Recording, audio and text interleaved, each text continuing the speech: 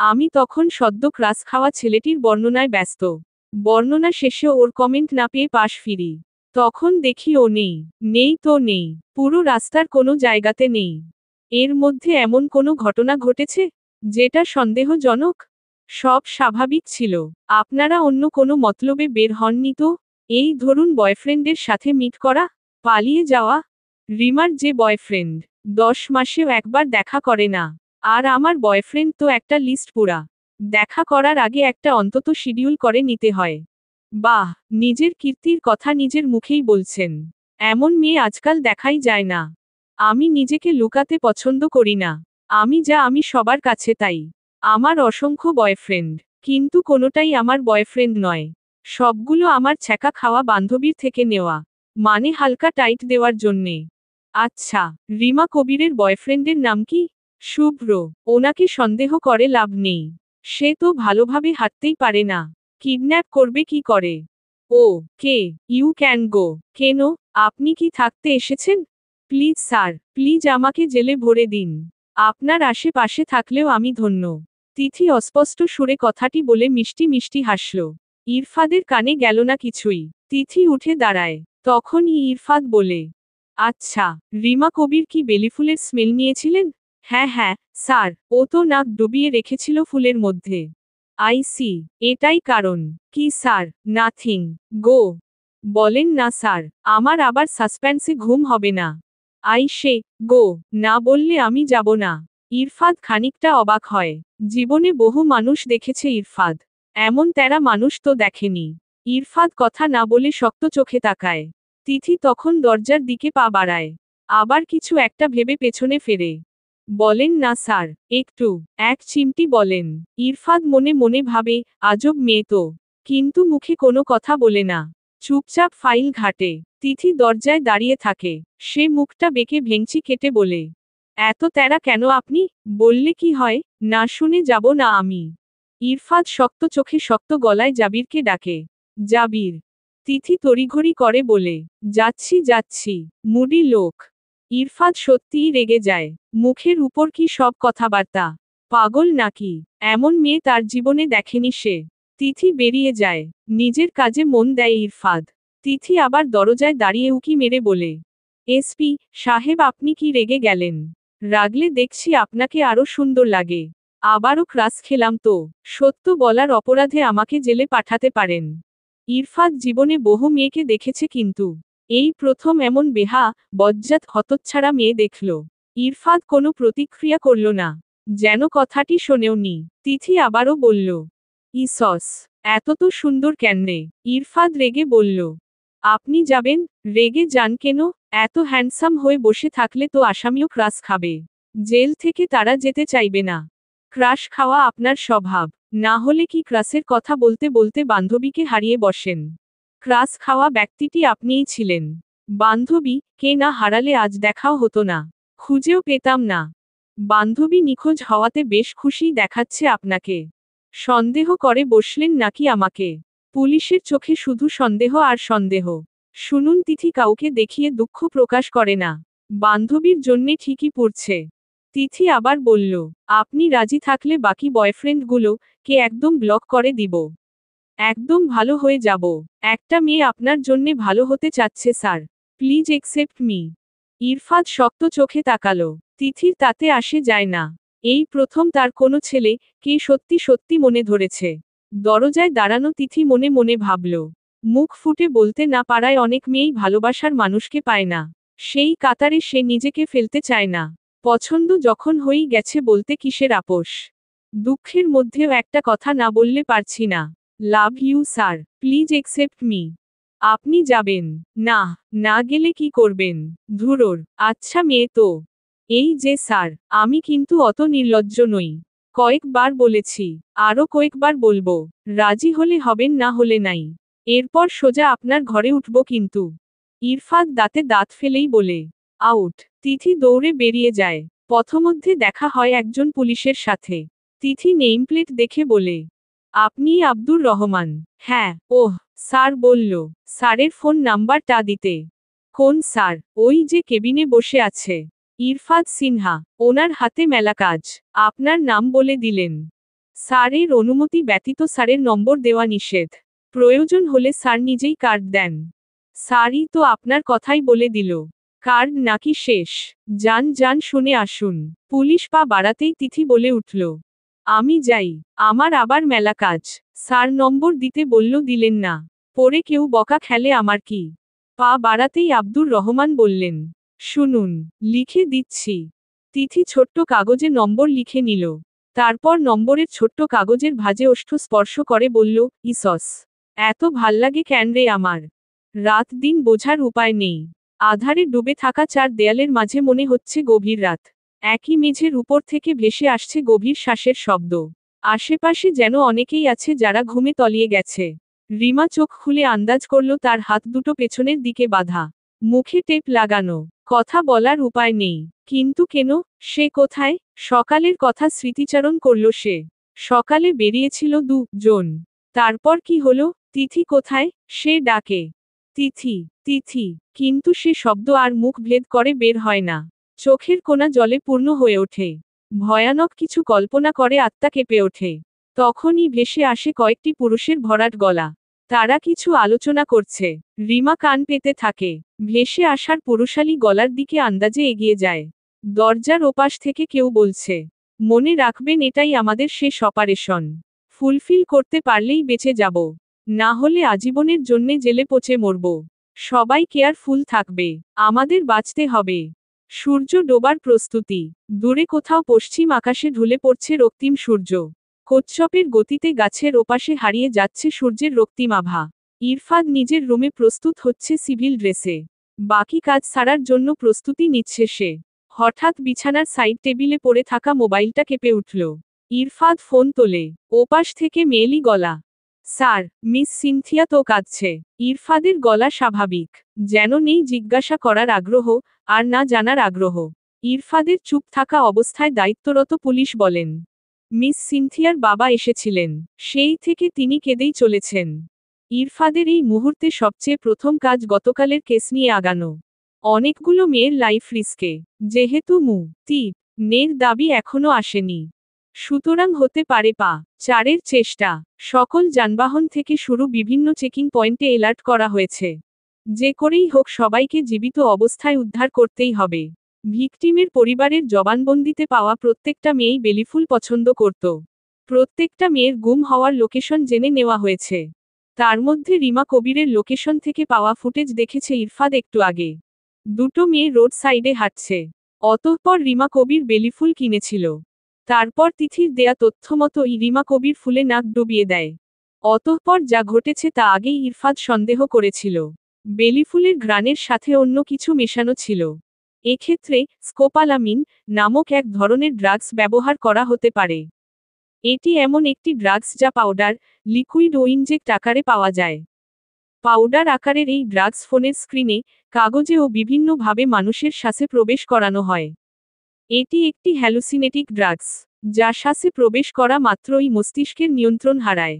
এটির মাধ্যমে ছিনতাইকারীরা খুব সহজে মানুষকে নিজের এনে ছিনতাই করে। তবে এইবারের ঘটনা ভিন্ন। এটির মাধ্যমে কিডন্যাপিং এর কাজও চলছে। ফুটেজ স্পষ্ট, বেলিফুল কেনার পর রিমা কবির আর তিথি একই সাথে হাঁটছে। একজন কথা বলেই যাচ্ছে, অপরজন মস্তিষ্কের নিয়ন্ত্রণ হারিয়ে ফেলেছে। তারপর সাইডে থামা প্রাইভেট কারে একাই উঠে পড়েছে। পাশের জন কথা বলায় এতটাই মগ্ন যে ধ্যান জ্ঞান ভুলে বসেছে। এতটুকু সময়ের মধ্যে এত দ্রুত কাজটি করা হয়েছে যে পাশে থাকা তিথি বুঝতেই পারেনি। গাড়ির নম্বর নোট করা হয়েছে। তবে সে অনুযায়ী এগিয়ে যে তথ্য পাওয়া গেছে গাড়িটি একদিন আগে হারিয়ে গেছে। থানায় জিডি করাও হয়েছে। মেয়েগুলোকে উদ্ধার করার জন্য ভিন্ন পথে হাঁটতে হবে। ব্যস্ততায় সিনথিয়ার কথা মাথা থেকে কপুরের ন্যায় উড়ে গেছে ইরফাদের। সে ধীর গলায় বলল, ফোনটা ওর কাছে দিন। দায়িত্বরত মহিলা পুলিশ ফোন এগিয়ে দিলেন। সিনথিয়া কেঁদে কেঁদে চোখ ফুলিয়ে ফেলেছে। গলায় দলা পাকিয়ে উঠছে দুঃখগুলো।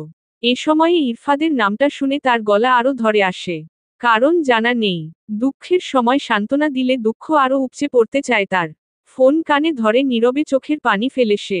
ওপাশ থেকে ভেসে আসে ধীর গলা, হোয়াট হ্যাপেন্ড? সিনথিয়া তার মায়ের অসুস্থতার কথা শুনেছে বাবার কাছে।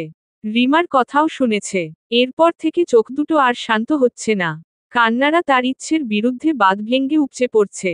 বাধা দিলেই বুকের মধ্যে জমা কষ্টগুলো হেঁচকি আকারে বের হচ্ছে। তার মা অসুস্থ, অতিরিক্ত দুশ্চিন্তায় প্যানিক অ্যাটাক হচ্ছে বারবার। মায়ের মুখটা চোখে ভাসতেই ফুপিয়ে ওঠে সে। ওপাশের ধীর শান্ত গলা, আমি আসছি, কেঁদো না। দমকা হাওয়ার ন্যায় ঠেলে আসা কান্না হঠাৎই উবে গেল। কোথায় গেল? কেন গেল? আচ্ছা, তার ব্যথাগুলো কি ইরফাদের সহানুভূতি চাচ্ছে? কিন্তু কেন? তিথি মাগরিবের আজান শুনে করে নামাজে দাঁড়িয়ে গেল। মোট 7 রাকাত সালাত আদায় করে দুহাত তুলল।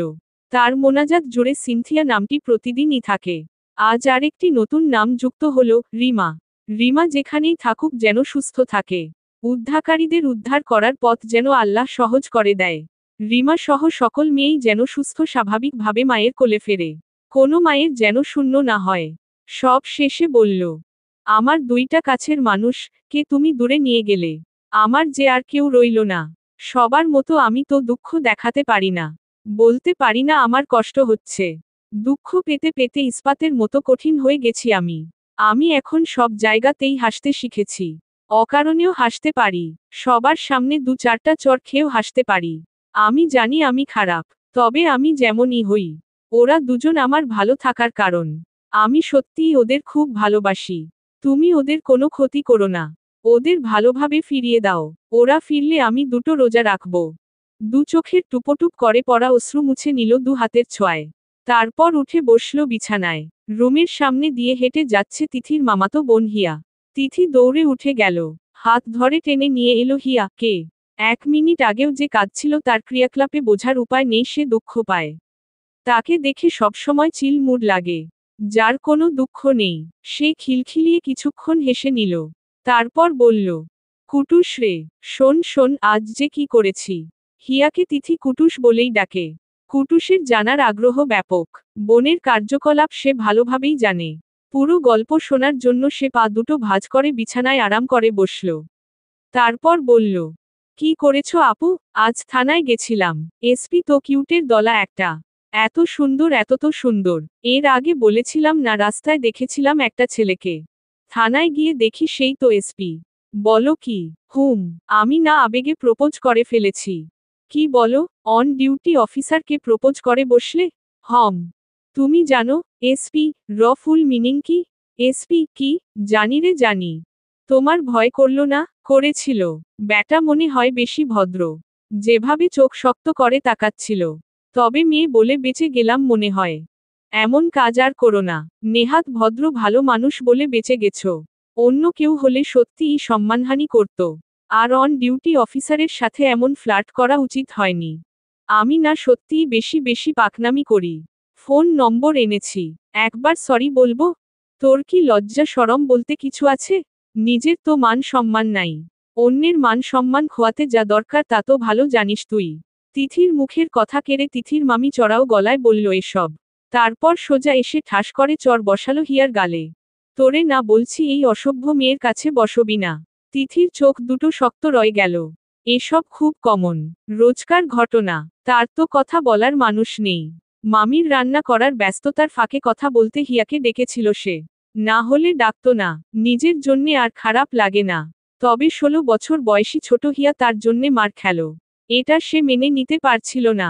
ধীর গলায় মাথা নত করে বলল, আমি ওকে ডেকেছি। ওর তো দোষ নেই। ওকে কেন মারলে? আমাকে মারতে? চিকে মেরে আর হাত নষ্ট করব না। তোর কি লজ্জা আছে? লজ্জা থাকলে তো কবেই সোজা হইতি। ওই জন্যেই তো বললাম, আমাকে মারো। আমার অভ্যাস আছে, হিয়ার তো নেই। যাদের জন্মের ঠিক নাই তাদের কোনো দিন লজ্জা হয় নাকি? মামি, আমাকে দিকে চোখ পাকিয়ে তাকাস? তোর এত সাহস? তিথির নিজেকে শক্ত করে। এই কথাটা যে সে সহ্য করতে পারে না। চোখে রক্ত উঠে যায়। তবে বেলা খাবার আর মাথার উপর ছাদের জন্য তিথি চুপ যায়। তার মামি চেঁচিয়ে বলে ওঠে, বান্ধবী নিখোঁজ। সে গেছে ঝিল্লিক পারতে। এত রং আসে কোত্থেকে? যার সকাল শুরু হয় গরম খুন্তির ঘা আর এত সুন্দর সুন্দর কথা শুনতে শুনতে। এইটুকু রং না থাকলে তিথি সেই 5 বছরেই শূন্য মিলিয়ে যেত। মুখে খই ফুটেছে নাকি? খাইয়ে পরিয়ে কি বড় বড় কথা শুনব? তিথি প্রতিউত্তর করে না, মাথা নিচু করে থাকে। মামির পাল্টা প্রশ্ন, কি রে, একসাথে জন গেলি, রিমা কিডন্যাপ হলো আর তোকে রেখে গেল কেন? কোনো পাচারকারীর সাথে যুক্ত হলি নাকি? মামি, জন্মের ঠিকঠিকানা নেই যার, তাকে তো বিশ্বাস করতেও ভয় করে। তোদের কি বুক পিঠ আছে নাকি? তিথির চোখ দুটো আরো শক্ত হয়ে ওঠে। হাতের মুষ্টি শক্ত করে কষ্টগুলো ধামাচাপা দিয়ে আটকে রাখে। মামি চলে যায় হিয়াও। ওয়াশরুমে ঢুকে যায় তিথি। কষ্টের ঝাঁঝে পুড়ে পুড়ে ওঠে শরীর। সে ব্যথা কমাতে কামড়ে কামড়ে রক্তাক্ত করে নিজের হাতের নরম জায়গাগুলো। এলোপাথারি কিল ঘুষি দেয় নিজের মাথায়। দেয়ালে কপাল ঠুকতে ঠুকতে নিজেকে শান্ত করে। তারপর ছোট ওই কাগজ থেকে নাম্বারটি তুলে নেয়।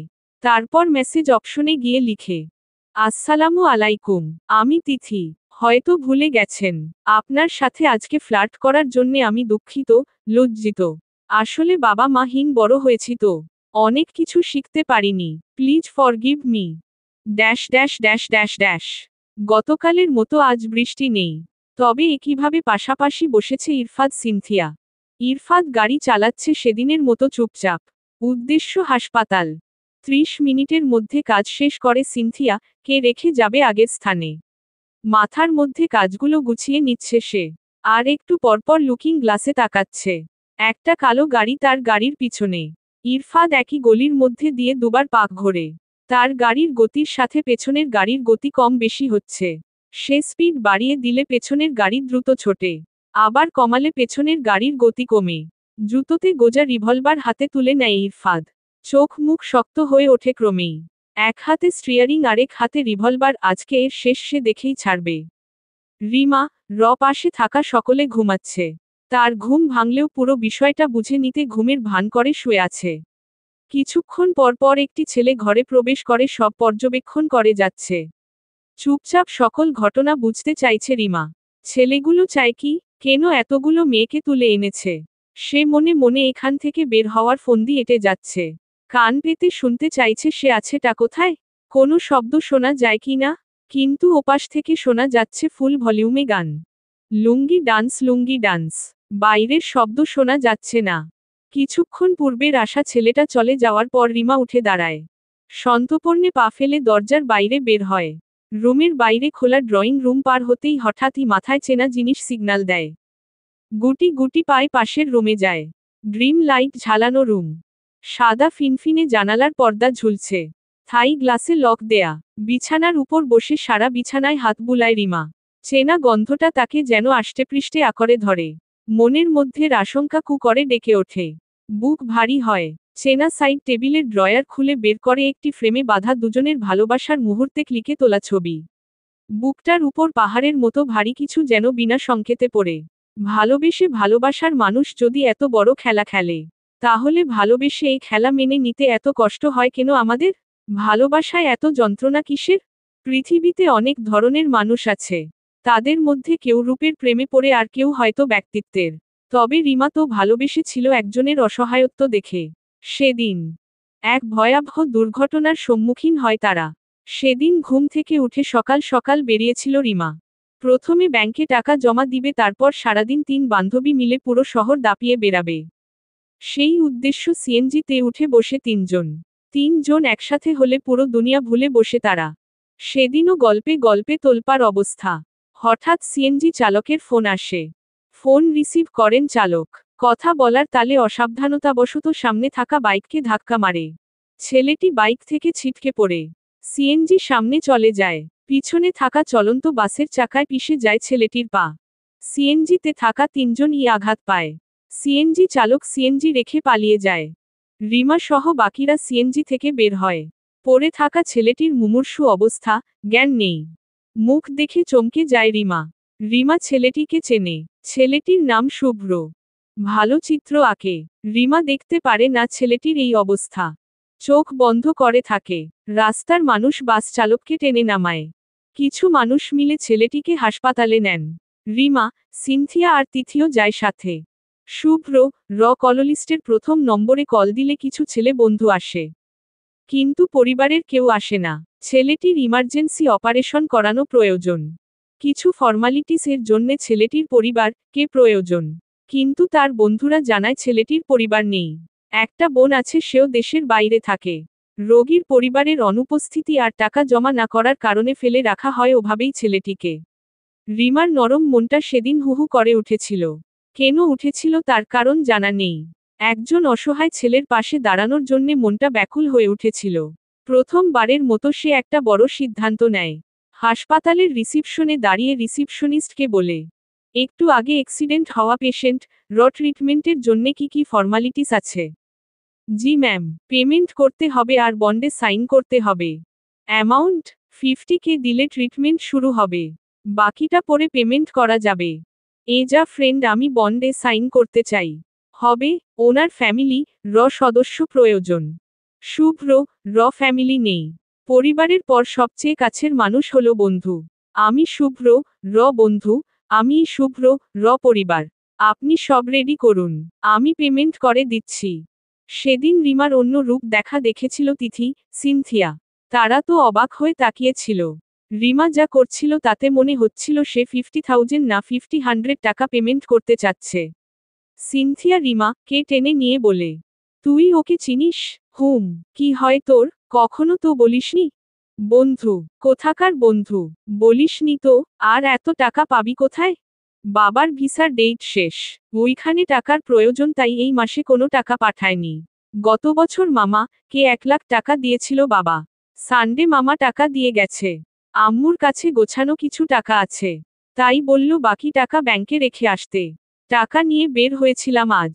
সামনেই তো ব্যাংক, ভেবেছিলাম নেমে জমা দিয়ে চলে যাব। পাগল তুই, ওই টাকা এখানে দিবি? তোর মা তোকে মেরাই ফেলবে। আগে তো মানুষের জীবন। আমি শুধু 50K দিব, ওনার জ্ঞান ফিরলে ব্যাক নেওয়া যাবে। তুই আন্টিকে কি করে ম্যানেজ করবি? আর ছেলেটি যদি টাকা ব্যাক না দেয়? মানে না দিতে পারে? না দিলে নাই। নতুন টিউশন হয়েছে দুটো, টাকা পরিশোধ করতে 10 মাস লাগবে। আন্টি যদি বুঝে যায়? বুঝবে না, এত কিছু সে বোঝে না।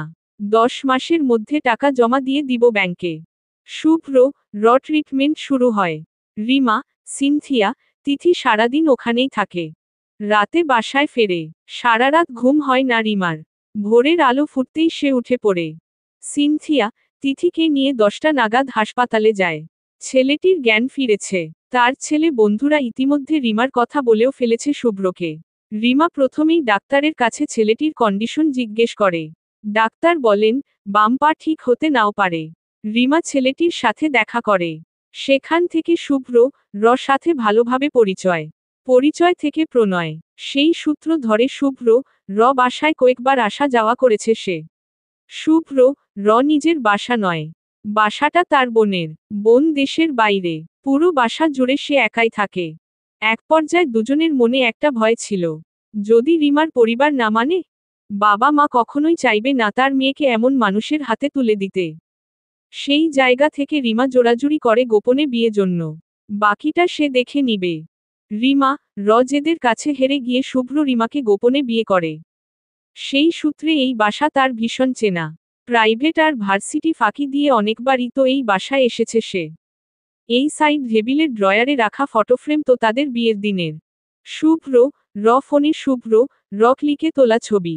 তারপর ফ্রেম বন্দি করা হয়েছে। রিমা যখন এখানে আসতো, ফ্রেমটা সাইড টেবিলে রাখত। আবার যাওয়ার সময় ড্রয়ারে রেখে যেত। কত স্মৃতি, কত ভালোবাসার মুহূর্ত এই চার দেয়ালের মাঝে জমে আছে। রিমা কি সেই রুম চিনতে ভুল করতে পারে? বুকের মধ্যে হঠাৎ করেই উথালপাতাল ঝড় শুরু হলো রিমার। এত বিশ্বাস, এত ভরসা, এত ভালোবাসার মানুষটা শেষ পর্যন্ত তাকে কিডন্যাপ করল। কিন্তু কেন? রিমা ধীর পায়ে আবার আগের জায়গায় ফিরল। এতক্ষণের বেঁধে রাখা যে হাত দুটো প্রাণপণে চেষ্টা করে খুলেছিল। সে বাঁধনে পেঁচিয়ে নিল নিজের হাত। ভালোবেসে যে মানুষ তাকে ঠকালো তার হাতে মরার জন্যে সে প্রস্তুত। ইরফাত গাড়ির স্পিড বাড়াচ্ছে, আবার লুকিং গ্লাসে চোখ রেখে প্রয়োজন বুঝে কমিয়ে নিচ্ছে। বারবার বাইরে তাকানো, হাতের রিভলভার খেয়াল করে সিনথিয়া। ইরফাদুর দৃষ্টির দিকে লক্ষ্য করতে থাকে। কিছুক্ষণ পর বুঝতে পারে পেছনের গাড়ি তাদের লক্ষ্য করছে। সিনথিয়া চুপচাপ পুরো বিষয়টা বোঝার চেষ্টা করে। তারপর ধীর গলায় বলে, কোনো প্রবলেম? অভিজ্ঞতা আর কৌশলে একটানে দাপিয়ে ছুটে চলে ইরফাদের গাড়ি। পিছু নেয় পেছনের গাড়িটি। আজকে যেন লুকোচুরি নেই, সামনাসামনি খেলা। ইরফাদ গাড়ির স্পিড বাড়ায়। পেছনের গাড়িও ছুটে আসে বাঘের মতো। যেন এখন গিলে খাবে। নিজের কৌশলে গাড়িটি শহরের বাইরে নিয়ে যায়। জনমানহীন সোজা রাস্তা। সিনথিয়া ধীর গলায় বলে, কোথায় যাচ্ছি আমরা? ইরফাদ দক্ষ হাতে গাড়ি রাস্তার পাশ ঘেঁষে নেয়। পেছনের গাড়ি তাদের ছুঁই ছুঁই। ইরফাদ তার সুচালো দৃষ্টি রাখে লুকিং গ্লাসে। সাইড গ্লাসের কাঁচ নামিয়ে দেয়। পাশাপাশি বলে, কেউ ফলো করছে আমাদের। সিনথিয়া তড়িঘড়ি করে পেছনে তাকায়। পেছনের গাড়ি তাদের গাড়ি ছুঁই ছুঁই। ইরফাদ গাড়ির স্পিড কমায়। পেছনের গাড়ি তাল সামলাতে না পেরে সামনের গাড়ির মাঝামাঝি আসে। ইরফাদ দক্ষ হাতে গাড়ির চাকা বরাবর রিভলভার তাক করে। সাইলেন্সার লাগানো রিভলভারের নিশানা মিস করে। পেছনের গাড়ির লোকগুলো গাড়ি চালাতে ভালোই দক্ষ। না হলে কি করে বিপদ বুঝে গাড়ি পিছিয়ে নিতে পারত না। ইরফাদ আবারও গাড়ির স্পিড বাড়ায়। রাস্তার পাশ ঘেঁষে থাকা গাছগুলো যেন নিজেরাই ছুটে পেছনে চলে যাচ্ছে। ইরফাদ সবকিছুর ফাঁকে সিনথিয়ার দিকে তাকায়। মুখটা ভারী থমথমে, যেন বিশেষ কিছু নিয়ে ভাবছে। ইরফাদ গাড়ি চালানোর ফাঁকে একবার বলে, ভয় পাচ্ছ? ওইটুকু কথাতেও সিনথিয়া কেঁপে ওঠে। সে ইরফাদের দিকে তাকায়। ইরফাদের দৃষ্টি আবারও লুকিং গ্লাসে। সিনথিয়া অবাক চোখে তাকায়। এই মানুষটা কি মন পড়তে জানে? এত সব কি করে ধরা পড়ে তার চোখে? চুপচাপ বসে সে মাথা নাড়ায়। ইরফাদের ফাঁকে আবারও বলে, ভয়ের কিছু নেই। সিনথিয়া জানে একজন এসপি পাশে থাকা মানে সে যথেষ্ট নিরাপদ। তবে পেছনের মানুষগুলো কেন পিছু নিচ্ছে? কারণ কি? ইরফাদ নাকি সে? ইরফাদ পাশ ফিরে সিনথিয়ার দিকে। তারপর বলে, ব্রেক রেডি? সিনথিয়া ইরফাদের চোখের দিকে তাকায়। এখন ব্রেক কেন দিবে? থেমে গেলে তো পেছনের লোকগুলো এসে ধরবে। তাহলে? প্রশ্নগুলো মনে মনে ভাবে। আর মাথা নাড়িয়ে সম্মতি দেয়। চলন্ত গাড়ি সাইড করে ব্রেক চেপে দেয় ইরফাদ। পেছনের গাড়ি ছুঁই ছুঁই। দুর্ঘটনা এড়াতে সাইড কেটে সামনে চলে যায় পেছনের গাড়ি। ইরফাদ গাড়ি স্টার্ট দেয় আবার। গাড়ির চাকা পাঞ্চার করার জন্যে গাড়িটি কে সামনে আনা দরকার। পেছনের গাড়িতে কতজন আছে কি উদ্দেশ্য বোঝা যাচ্ছে না। গাড়ি থামিয়ে মুখোমুখি হওয়ার আগে ভালোভাবে পর্যবেক্ষণ করা দরকার। একা হলে তার কোনো চিন্তা ছিল না। তবে পাশে থাকা মেয়েটি এখন তার দায়িত্বে। ইরফাদ গাড়ির স্পিড বাড়ায়। পাশাপাশি হয়ে দেখার চেষ্টা করে গাড়িতে ঠিক কতজন। থাই গ্লাসের কারণে পেছনের সব আবছা। সামনের গাড়ির চাকা বরাবর রিভলভার তাক করে। এইবার নিশানা বরারব লাগে। গাড়ি থেমে যায়। নিজের গাড়ির দরজা ঠেলে বের হয় ইরফাদ। সামনের গাড়ির লোকগুলো গাড়িতেই বসে আছে। ইরফাদ জানালায় দাঁড়িয়ে নিচু হয়ে উকি দেয়। ভেতরে সিনথিয়া চুপচাপ বসে আছে। ইরফাদ বলে, শুয়ে পড়। গাড়ির ওপাশ থেকে গলার স্বর শোনা না গেলেও ইশারা ঠিকই বোঝে। ইরফাদ এখনো জানালায় দাঁড়িয়ে। ইরফাদের সিটে মাথা রাখে সিনথিয়া। জানালায় দাঁড়িয়ে থাকা ইরফাদ উঁচু স্বরে বলছে, গাড়ি থেকে নামবে না। ও কে? সিনথিয়া মাথা ঝাঁকায়। ইরফাদ চলে যায়। তবে বেশিক্ষণ তার মন সায় দেয় না। কেন যেন শুয়ে থাকতে পারে না সে। কি হচ্ছে দেখার আগ্রহে চোখে তৃষ্ণা জেগে যায়। সে উঠে বসে। সামনের গাড়ি থামানো। ইরফাদ কৌশলে এগিয়ে যাচ্ছে। সামনের গাড়ির লোকগুলোকে দেখা যাচ্ছে না। আবার গাড়ি থেকে নামছেও না। ইরফাদ ওই গাড়ির জানালার কাছে যায় সাবধানে। রিভলভারের দুটো বুলেট অলরেডি শেষ। বাকি চারটা সে বিনা কারণে ব্যবহার করবে না। রিভলভার তাক করে রেখে সামনের গাড়ির দিকে যায় ইরফাদ। জানালায় টোকা দেয়। রিভলভার তাক করা দেখে সাইড গ্লাস নামিয়ে দেয় গাড়ির ভেতরের কেউ। ইরফাদ গমগমে গলায় বলে, হ্যান্ডস আপ। ওদের কাছে কোনো অস্ত্র নেই। যা আছে তা দিয়ে রিভলভারের সামনে টিকতে পারবে না। তারা সকলেই হাত উপরে তোলে। এক হাতে রিভলভার ধরে থাকে, সাথে গাড়ির দরজা খুলতে বলে ইরফাদ। সাথে সাথে দরজার লক খুলে ভেতরের কেউ। সাথে সজোরে লাথি মারে গাড়ির দরজায়। ইরফাদের হাতের রিভলভার ছিটকে পড়ে নিচে। পাশের দরজা দিয়ে বাকিরা বেরিয়ে সামনে দিকে প্রাণপণে ছোটে।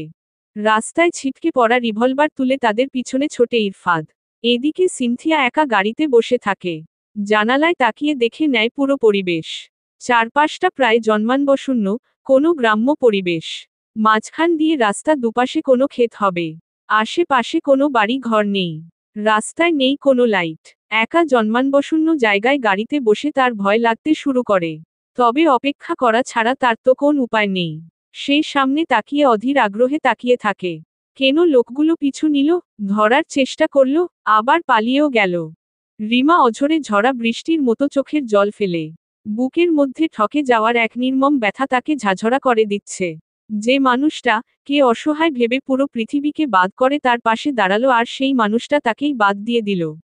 পুরো 4 সপ্তাহ, র পিরিয়ড মিস। গত সোমবার শুভ্র, কে বলতে চেয়েও বলতে পারেনি সে। শুভ্র অন্য একটা বিষয় নিয়ে আপসেট ছিল। এর মধ্যে অন্য কোনো প্রেশার দিতে চায়নি সে। আচ্ছা, যদি নতুন প্রাণ তার মধ্যে এসে থাকে, তাহলে এই জীবনের কি হবে? আর নতুন প্রাণটার কি হবে? ভাবতেই ফুপিয়ে ওঠে সে। সিনথিয়া, অপেক্ষা শেষ হয় না। ইরফাদের জন্যে ভীষণ চিন্তা হচ্ছে। এতগুলো মানুষের সাথে পেরে উঠবেন তো তিনি? রাতের আধারে শুকনো পাতার মর্মরে শব্দে বুকের মধ্যে যেমন ধীরিম ধীরিম বাজে। সিনথিয়ার বুকের মধ্যে ধীরিম ধীরিম শব্দ হচ্ছে। হঠাৎ দূরে থেকে কোনো মানুষের আকার দেখা যাচ্ছে। সিনথিয়া চোখ বসিয়ে দেখে, ওরা একজন নয়, পুরো 6 জন। তারা যেন বাঁধ ভাঙা জলের ন্যায় তেড়ে আসছে তার দিকেই। সোজা হয়ে বসে সিনথিয়া দরজা লক চেক করে। ভয়ঙ্কর আকৃতির মানুষগুলো দরজার গ্লাস হকিস্টিক দিয়ে আঘাত করে। সিনথিয়া চুপচাপ গুটিসুটি মেরে বসে সাহসের সঞ্চয় করে বলে, কি চাই? ওপাশের শয়তানের মতো দেখতে মানুষগুলো বলে ওঠে, বের হ। সিনথিয়া হালকা কেঁপে ওঠে। ইরফাদের কোনো ক্ষতি হয়নি তো? সিনথিয়া চেঁচিয়ে ওঠে, কি চান আপনারা? দরজা খোল। সিনথিয়া কিছুক্ষণ আগের কথা মনে পড়ে। ইরফাদ তাকে নামতে নিষেধ করেছিল। সে তাই চুপচাপ বসে থাকে। ওপাশ থেকে শয়তানগুলো বলে ওঠে, নামবি না? ওই ভাঙ দরজা। সিনথিয়া তবুও দরজা খোলে না। ওপাশ থেকে কেউ একজন বলে ওঠে, থাক থাক, এসপি রে সাইজ কর। যা চাচ্ছি তা যদি না পাই আজ জান মেরে ফেলব। সিনথিয়া বুক ধুক ধুক করে ওঠে। সাথে সাথে ফিরে তাকায়। দরজার লক খুলে দেয়। শয়তানের দল সিনথিয়া কে টেনে নামায়। গাড়ি সার্চ করে। কাঙ্ক্ষিত বস্তু না পেয়ে সিনথিয়া হাত ধরে। সিনথিয়া চোখ শক্ত করে বলে, আমাকে ধরেছেন কেন? ইরফাদ সাহেব কোথায়? বেঁধে রেখেছি। আমরা যা চাই তা না দিলে আজ ওকে মরতে হবে। সিনথিয়া ভেতরে একটা শূন্য অনুভূতি হয়। আজ যদি মা এর জন্য না কাঁদত আজ এমন দিন আসতো না। সব তার জন্যেই হলো। সিনথিয়া চুপচাপ তাদের সাথে হাঁটে। চোখ দুটো ইরফাদ কে খুঁজে বেড়ায়। তার নিজের জন্যে আজ অন্যজন বিপদে। এত এত মানসিক প্রেশার আর নিতে পারছে না সে। সিনথিয়া কে নিয়ে আসা হয় একটি বিল্ডিং এর নিচে। সে শুধু ইরফাদকে খোঁজে। একটি ভাঙাচোরা পরিত্যক্ত বিল্ডিং। চারপাশে ক্ষেতগুলো ঠিক কোথায় শেষ হয়েছে তা আন্দাজ করা যাচ্ছে না। একটা শক্তপোক্ত কাঠের চেয়ারে আটসাট করে বেঁধে রাখা হয়েছে ইরফাদকে। সিনথিয়ার চোখে রক্ত জমে যাচ্ছে। মন চাইছে সব বিলীন করে দিতে। আশেপাশে অনেকগুলো শয়তান ওত পেতে আছে। লোকগুলো ইরফাদের কাছে কিছু চাইছে। ইরফাদের শক্ত চাহনি বলে দিচ্ছে জীবন গেলেও সে জিনিস তারা পাবে না। সকলের হাতে হকি স্টিক। তারা পায়চারি করে যাচ্ছে। সিনথিয়া স্তব্ধ হয়ে দাঁড়িয়ে আছে। চোখ এপাশ ওপাশ ঘুরিয়ে ফন্দি আটছে যেন। সিনথিয়া দেখল ইরফাদ বসে আছে মাথা নিচু করে। হকি স্টিক নিয়ে দাঁড়িয়ে দুজন ইরফাদের পিছনে আড়াআড়ি ভাবে পায়চারি করছে। এর মধ্যে নতুন কারো আগমন। মানুষটাকে খুব চেনা লাগছে। সিনথিয়া ভ্রু কুঁচকে পর্যবেক্ষণ করে। ওনাকে তো থানায় দেখেছিল সিনথিয়া। ইরফাদের অ্যাসিস্ট্যান্ট। নামটা মনে করার চেষ্টা করে সিনথিয়া। বুকের ওপর লাগানো প্লেটে সে কয়েকবার দেখেছিল। ছেলেটির নাম জাবির। সিনথিয়া অবাক হয়ে যায়। এখানে কেন? আর ইরফাদের বিপক্ষেই বা কেন? কেন তাকে এভাবে বাঁধল? জাবির ইরফাদের দিকে এগিয়ে যাচ্ছে। গমগমে বজ্রপাতের ন্যায় উঁচু গলায় বলল, কোথায় রেখেছিস বল? ইরফাদ রক্তচক্ষুতে তাকায়। জাবির বলে, ওই চোখ দেখিয়ে কোনো লাভ নেই। বল কোথায় রেখেছিস? ইরফাদের চোখ মুখ আরো শক্ত হয়ে ওঠে। জাবির আচমকা শক্ত কঠিন হাতে সজোরে থাপ্পড় বসায় এসপি গালে। সিনথিয়ার শরীরে বিদ্যুৎ খেলে যায়। ধ্যান জ্ঞান সব ভুলে পাশের লোকের হাত থেকে কেড়ে নেয় হকি স্টিক। ইরফাদ চোখ তুলে তাকায়। ঘুরে দাঁড়ায় জাবির। একই কাণ্ড। এইটুকু পুচকে মেয়ে 10-12 জনের সামনে হকস্টিক নিয়ে দাঁড়িয়ে। একজন লোক তেড়ে যায় সিনথিয়ার দিকে। কেড়ে নিতে চায় স্টিক। সিনথিয়া শক্ত করে ধরে স্টিক। শান্ত নরম সিনথিয়া হিংস্র বাঘিনীর ন্যায় ফুলে ফেপে ওঠে। একজন হাতের হকি স্টিক তার দিকে সজোরে আঘাত করার জন্য তুলতেই সিনথিয়া এগিয়ে আসে। রক্তচক্ষু, শক্ত চাহনি, নীরব সিনথিয়া এই প্রথম যেন তার খোলস ছাড়ে। এগিয়ে দাঁড়িয়ে এক হাতে ধরে ফেলে লোকটির স্টিক। অন্য হাতে কাঁধ ও মাথার সাইডে সজোরে আঘাত করে। লোকটি কাত হয়ে যায়। সিনথিয়া নিজের পায়ের সাহায্যে লোকটির পা প্যাচ দিয়ে ফেলে দেয়। লোকটি পুরো শুয়ে পড়ে। লোকটির হাতের স্টিক কেড়ে নিয়ে শক্ত হাতে কনুই দিয়ে আঘাত করে হৃৎপিণ্ডের উপর। লোকটি জ্ঞান হারায়। চারপাশে বাকি লোকগুলো গোল হয়ে দাঁড়ায়। মাঝখানে দাঁড়ায় সিনথিয়া। চারপাশে লোকগুলো গোল হয়ে ঘুরছে। সিনথিয়া চোখ পাকিয়ে তাদের ফাঁদ বোঝার চেষ্টা করে। তাদের আঘাত পড়ার আগেই সিনথিয়া পাশের লোকটির বাহু ও বুকের সাইডের ফাঁকা জায়গায় পা শূন্য তুলে লাথি মারে। অপর পা সহ নিজেকে ঘুরিয়ে কান গলার মাঝামাঝিতে লাথি মারে। লোকটি ধপাস করে পড়ে। মার্শাল আর্টের প্রশিক্ষণ প্রাপ্ত মেয়েদের মতো মিনিটের মধ্যে কাত করে ফেলে বাকিদের। জাবির ততক্ষণে রিভলভার ধরে ইরফাদের পেছনে দাঁড়ায়। বাকি একজন কৌশলে সিনথিয়ার পেছনে থেকে গলা পেঁচিয়ে ধরে। রিভলভার ঠেকায় সিনথিয়ার মাথায়। সিনথিয়া চুপ করে থাকে 30 সেকেন্ড। হাত দুটো উপরের তোলার ভঙ্গিতে এক হাতের মুষ্টি শক্ত করে। আর চোখে দেখে নেয় রিভলভার। তারপর মারে থুতনি বরাবর। অন্য হাতে কেড়ে নেয় রিভলভার। ঝড়ের গতিতে বাতাসেরও আগে ছোটে সিনথিয়া। জাবিরের কপাল বরাবর ধরে রিভলভারের নল। ট্রিগারে রাখে আঙ্গুল। এই জলজ্যান্ত অগ্নিশিখা সিনথিয়া কে দেখে নিজেই অবাক হয় ইরফাদ। কতগুলো পুলিশের সাথে লড়ে এখনো টিকে আছে সে। সিনথিয়া অগ্নিমূর্তি ধারণ করে মুহূর্তেই। বজ্রকণ্ঠে বলে, রিভলভার নামান। ইরফাদ দুজনের কাণ্ডগুলো উপভোগ করে। জাবির রিভলভার ইরফাদের থেকে তুলে তাক করে সিনথিয়ার কপালে। দুজন মুখোমুখি। গেম এখানে থামালেও চলবে। তবে ইরফাদ চুপচাপ দেখে। জাবির যদিও নিজের ফর্মে নেই। নেই রিভলভারে বুলেট। বানানো প্ল্যান অনুযায়ী সে একটু বাজিয়ে দেখবে সিনথিয়াকে। সিনথিয়ার এই রূপে কতদূর যেতে পারে দেখা দরকার। সিনথিয়া নিজের হাতের রিভলভার ছুঁড়ে ফেলে। জাবির ছোড়া রিভলভারের দিকে তাকাতেই নিজের কপালের উপর তাক করা রিভলভার কৌশলে ছিনিয়ে নেয়। পুনরায় তাক করে জাবিরের দিকে। ইরফাদ তখন বলে উঠে, ব্রিলিয়ান্ট, ব্রিলিয়ান্ট। নিজের পেছনে নাটকীয়ভাবে বাঁধা হাত তুলে হাততালি দেয় ইরফাদ। তারপর বলে, তা ম্যাডাম, মার্শাল প্রশিক্ষণ প্রাপ্ত হয়েও সেদিন নিজেকে বাঁচাতে আমাকে কেন কল দিলেন? সিনথিয়া হালকা কেঁপে ওঠে। একজন এসপি কতটা চালাক হলে এমন গেম খেলে? জাবির হাসি চাপিয়ে রাখতে পারে না। খানিকটা উঁচুস্বরেই হাসে। তারপর বলে, স্যার, কি অবস্থা করেছে দেখেছেন? সবগুলোকে হসপিটালে নিতে হবে। ইরফাদ আরেক পলক সামনে তাকিয়ে থাকে। তারপর বলে, ওদের তোলো। জাবির ইরফাদের দিকে তাকায়। গালটা লাল হয়ে আছে ইরফাদের। শরীরের বেঁধে রাখা দড়িগুলো খুলে দেয় জাবির। তারপর বলে, স্যার, ক্ষমা করবেন, থাপ্পড়টা বেশি জোরে লেগেছে। আমিই তো দিতে বললাম। সরি বলার কি দরকার? জাবির বলল, তাহলে আপনি আসুন, ওদের গাড়িতে তুলছি আমি। ইরফাদ মাথা নাড়ায়। জাবির চলে যায়। ইরফাদ নিজের পকেট থেকে মার্শাল আর্টের একটা সার্টিফিকেট বের করে। নিজের রিভলভার সিনথিয়ার কপালে তাক করে বলে, প্রথমত আপনাকে গাড়ি থেকে আনতে যাওয়া হলো আপনি কি করে নিজেকে বাঁচান এইটা দেখার জন্যে। না, আপনি তো তা করলেন না। উল্টো তাদের সাথে এখানে এলেন। 5 মিনিটের মধ্যে প্ল্যান চেঞ্জ করা হলো। নাটক কেমন হলো জানাবেন। সকল প্রশ্নের উত্তর তো আপনি নিশ্চয়ই দিবেন। তবে আগে বলুন, আপনি আমাকে বাঁচাতে এত মরিয়া কেন হলেন? সিনথিয়ার চোখ দুটো টলমল করে উঠল। আজ সে ভয়ঙ্কর ভাবে ফেঁসে গেছে। এই ফাঁস থেকে পৃথিবীর কেউ তাকে বাঁচাতে পারবে না। এসপি ইরফাদ কে সে কেন বাঁচাতে চাইছে সে তো জানে না। শুধু ইরফাদের তাক করা রিভলভার তার নরম হাতে ধরে। ইরফাদের বলিষ্ঠ হাত পেঁচিয়ে নিয়ে রিভলভারের নল নিজের বুকের বা পাশে ঠেকায়। তারপর ভেজা গলায় বলে, ওখানে না এখানে শুট করুন। খোলা ছাদ, দূরে থেকে ভেসে আসা দমকা হাওয়া শো শো করে কানে বাজছে। ওই তো আলো দেখা যায় মাঠ পেরিয়ে বহুদূরে। তবে যত নিকট তত শুধু ঝাপসা। পুরো ছাদ জুড়ে একটি তারহীন হলদে আলো জ্বলছে। আলো ঝাপসা হয়ে আসছে ক্রমেই। খোলা ছাদের নিচে দাঁড়িয়ে দুজন। একজন রিভলভার তাক করে আছে। অপরজন রিভলভার নিজের হাতে টেনে হৃৎপিণ্ডের উপর ধরে আছে। দুজনের মধ্যে পিনপতন নীরবতা। মায়াবিনী হরিণী চোখে যত কোমলতাই থাকুক সে ভাষা হয়তো কোনো কঠিন হৃদয়ের মানুষ পড়তে পারবে না। মন বোঝা কি এত সহজ? সবাই মন বোঝে, এসব অভিনয়। সে তো ধরেই নিয়েছিল এসপি কত সহানুভূতি দেখাচ্ছে, কত নরম কত কোমল। আসলে মানুষকে বিশ্বাস করাই ভুল। এক গুচ্ছ কথা, সীমাহীন ব্যথা সিনথিয়ার চোখে যেন স্বচ্ছ পানির রূপে থই থই করে।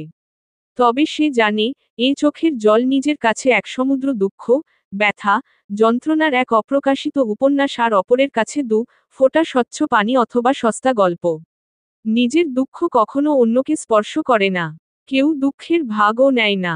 তবে অনেকেই গল্প শুনতে মরিয়া হয়। শোনার পর আহারে বলেই হারিয়ে যায়। তাই এই মুহূর্তে সিনথিয়ার মন থেকে কিছু বলার নেই। সে শুধু শাস্তি চায়। খানিকটা সময় দীর্ঘশ্বাস নিয়ে সিনথিয়া বলে, শুট মি। ইরফাদ সিনথিয়ার মায়াবী, ভেজা চোখ দুটো তে প্রথমবারের মতো সরাসরি একটানা অনেকটা সময় নিয়ে তাকায়। তার তীক্ষ্ণ চোখ কি মানুষ চিনতে ভুল করতে পারে? অবশ্যই না। সে জানে তার সামনে দাঁড়ানো মেয়েটি কেবল হিংস্র জানোয়ারের জাল ফেলার একমাত্র হাতিয়ার। সে তো এ কারণেই সব জেনে বুঝে সামনে দাঁড়ানো মেয়েটিকে অনেকটা সময় দিল। প্রয়োজনে কোমল হল, বন্ধু সুলভ আচরণ করল, যাতে সিনথিয়া স্বেচ্ছায় সব খুলে বলে।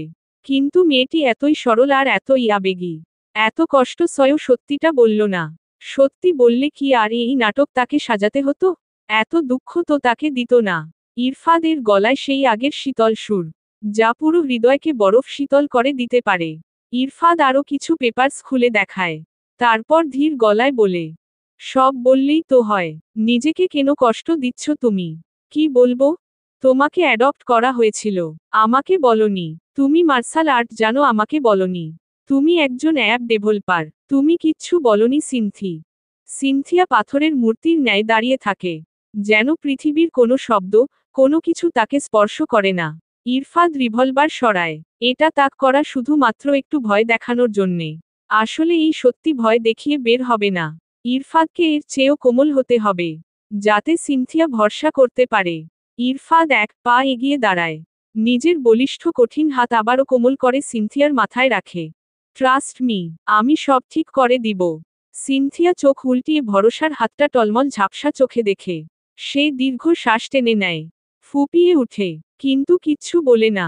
ইরফাদ ধীর শান্ত বরফ শীতল গলায় আবার আশ্বস্ত করে, কিছু অনুভূতি প্রকাশ না করলে তুমি বাঁচতে পারবে না সিনথি। সিনথিয়া লম্বা শ্বাস টেনে বলে, আমি জ্ঞান হওয়ার পর থেকেই জানতাম আমি বাবা মায়ের অতি আদরের সন্তান। চাওয়ার আগে সব পেয়ে যেতাম। এভাবেই বড় হয়ে ওঠা। আমি তখন ক্লাস 7 এ পড়ি। আমার টিউটর ছিল আমার কাজিন। খুব ভালো ছেলে, রূপে, গুণে সকলের চোখের মণি। আমরা পাশাপাশি ফ্ল্যাটে থাকতাম। ভাইয়া রাতে পড়াতে আসতো, আমিও খুব উৎসাহ নিয়ে পড়তে বসতাম। খুব ফ্রেন্ডলি ছিল ভাইয়া। সবার মতো আমার কাছেও সে ভীষণ প্রিয়। সে প্রথমবারের মতো আমাকে জানালো আমি বাবা মা কেউ না। প্রথমে বিশ্বাস করিনি, পরে সকল ডকুমেন্ট দেখে বাধ্য হলাম। সে আমাকে এটাই বোঝালো আমি এই বাসার কেউ না। আমার বাবা মা নিঃসন্তান ছিল বিধায় আমাকে আনা। এরপর আমার ভাই মুগ্ধ হয়েছে, কিন্তু তারা আমাকে ফেলে দিতে পারে না, তাই অমনি রেখে দিয়েছে। এরপর থেকে বাবা মায়ের ভালোবাসা খাদ না থাকার পরও আমার চোখে মনে হতো হয়তো সত্যিই ভালোবাসে না। নিজেকে নিজের মধ্যে গুটিয়ে নিতে থাকলাম, চুপচাপ হয়ে গেলাম, আলাদা হয়ে গেলাম। সেদিন রাত 7টা আম্মু বাবা একটা কাজে বাইরে গেলেন। মুগ্ধ ঘুমিয়েছিল তাই রেখে গেলেন। মুগ্ধ তখন 4-5 বছরের হবে। একটু পর জিসান ভাইয়া এলো বাসায়। আমি প্রতিদিনের মতো পড়তে বসে গেলাম। ভাইয়া আমার হাত ধরল। আমি কিছু বুঝতে পারলা না। আমি হাত টেনে সরিয়ে নিলাম। তার চাহনি সেদিন আমাকে শীতের মধ্যেও ঘামিয়ে তুলছিল। সবটা না বুঝলেও কিছু তো বুঝি। আমি না পারছি চলে যেতে আর না পারছি বসে থাকতে। বাসায় কেউ নেই, ছুটে কতদূর যাব? আমার গলা ধরে আসে। কথা বলার যে একটা শক্তি আমি পুরো হারিয়ে ফেলি। তবে মৃত্যুর আগেও মানুষ বাঁচার চেষ্টা করে। আমি শরীরের সর্বশক্তি দিয়ে চিৎকার দিতে চেয়েছিলাম। সে চিৎকার বাধা পড়ল তার লৌহশক্ত হাতের চাপায়। আমি দমে গেলাম না। হাত পা ছোড়াছুড়ি করলাম। সে আমার গলায় পেঁচানো ছোট্ট ওড়না আমার মুখে ঠেলে দিল। হাত পা বেঁধে বিছানায় ছুঁড়ে মারল। আমি প্রাণপণে আল্লাহকে ডাকি। আমি ভয়ে আধমরা তখন। জীবনের এমন ভয়ানক পরিস্থিতির শিকার হওয়া মেয়েটি প্রথমবারের মতো অনুভব করল ব্যাড টাচ কি।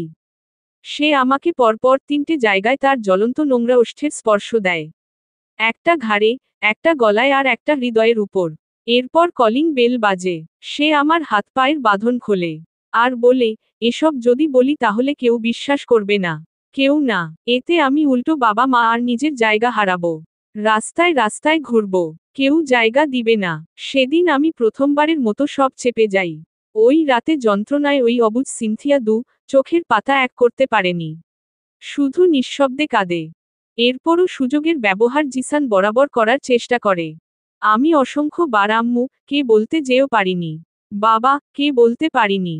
নিজের ঘরেই নিজেই অসহায়ত্ব আর অসহনীয় যন্ত্রণায় ভুগতে থাকি।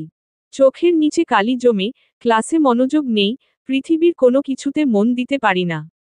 পরে একদিন ফ্রেন্ডদের সাথে সব শেয়ার করি। ওরা আমাকে বলে, আমি যেন একবার মা কে বলে দেখি। আমি বাসায় এসে মা এর পিছনে ঘুরঘুর করি।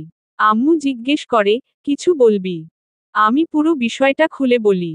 আম্মু পুরো আকাশ থেকে পড়ে। এই বিষয়টি আম্মু চাচিকে জানায়।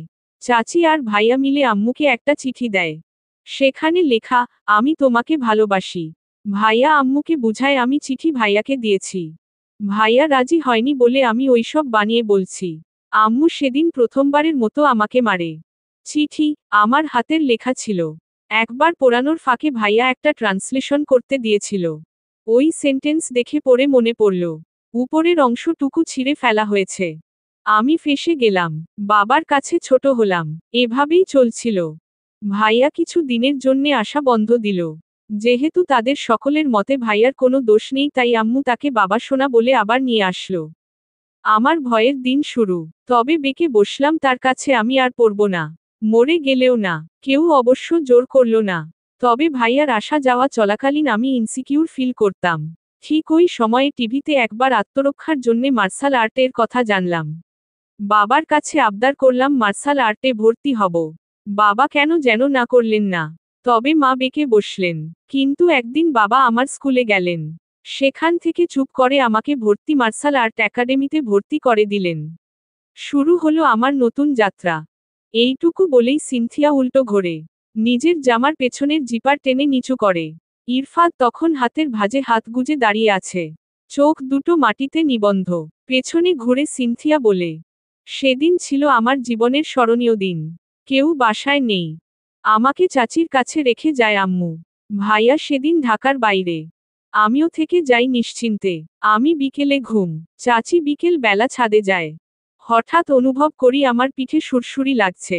আমি ঘুমে পাথর। যেন বাকি পৃথিবীকে অগ্রাহ্য করে আরেকটু ঘুমাই। হঠাৎ আগের ভয়টা মাথাচাড়া দিয়ে উঠে। ঘুম ছুটে যায়। লাফিয়ে উঠে বসি। আমি স্তব্ধ, বাকরুদ্ধ, বিছানার উপর ভাইয়া। আমি চেঁচিয়ে ওঠার আগেই তার হাতের আড়ালে আমার মুখ। নিজের ওড়নাটা আবারও আমার মুখের মধ্যে ঠেলে দেয়। তার শক্তির সাথে আমি কুল পাই না। মার্শাল আর্টের আত্মরক্ষার কৌশল আমি প্রয়োগ করি। সে আমার উপর থেকে দুহাত পিছিয়ে যায়। কিন্তু আবারও উঠে আমাকে উল্টো ঘুরিয়ে রাগে, ক্ষোভে আমার পিঠে 6টা কামড় দেয়। সেটা মনে হয় মানুষের দেয়া আঘাত নয়। প্রতিটা দাঁত আমার পিঠকে রক্তাক্ত করে। পিঠের মাংস ভেদ করে ক্যানাইন দাঁতগুলো ঢুকে যায়। আমার পিঠের অবস্থা দেখলে বুঝবেন। ইরফাত তাকায় না। সিনথিয়া পিছু ফিরে তাকায়। পেছনের মানুষটি চোখ নামিয়ে দাঁড়িয়ে। সিনথিয়া ভেজা গলায় বলে, দেখুন না, কিছু আঘাত দেখতে হয়। পৃথিবীতে কত মানুষের কত দুঃখ যে হাসি মুখের আড়ালে থাকে, এইটা দেখেই বুঝবেন। ইরফাত এক হাত দূরে দাঁড়ানো। সিনথিয়ার বলার পর চোখ তুলে তাকায়। পিঠ জুড়ে গোল গোল হওয়া কামড়ের দাগ। দাঁতগুলো যেন পিঠ ফুটো করে দিয়ে গেছে। ইরফাদের চোখে রক্ত উঠে যায়। সিনথিয়া ঘুরে দাঁড়ায়। তারপর আবার অশ্রুসিক্ত নয়নে বলে, সর্বশক্তি দিয়ে প্র্যাকটিসের বাস্তবায়ন করি সেদিন প্রথম। আমার ভেতরের যত শক্তি ছিল ওর উপর প্রয়োগ করি। মারতে মারতে সেদিন আধমরা করি। পরে জ্ঞান হারায়। আমি সেদিন প্রথম বাবা কে আমার পিঠটা দেখাই।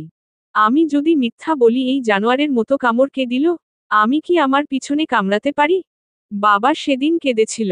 কিন্তু এরপরও আমি ন্যায় বিচার পেলাম না। ভাই ভাই সম্পর্ক রক্ষার্থে তারা এই পুরো বিষয় ধামা চাপা দিল। আমি শুধু প্রতিরাতে যন্ত্রণায় পড়তাম। এই হলো জীবন।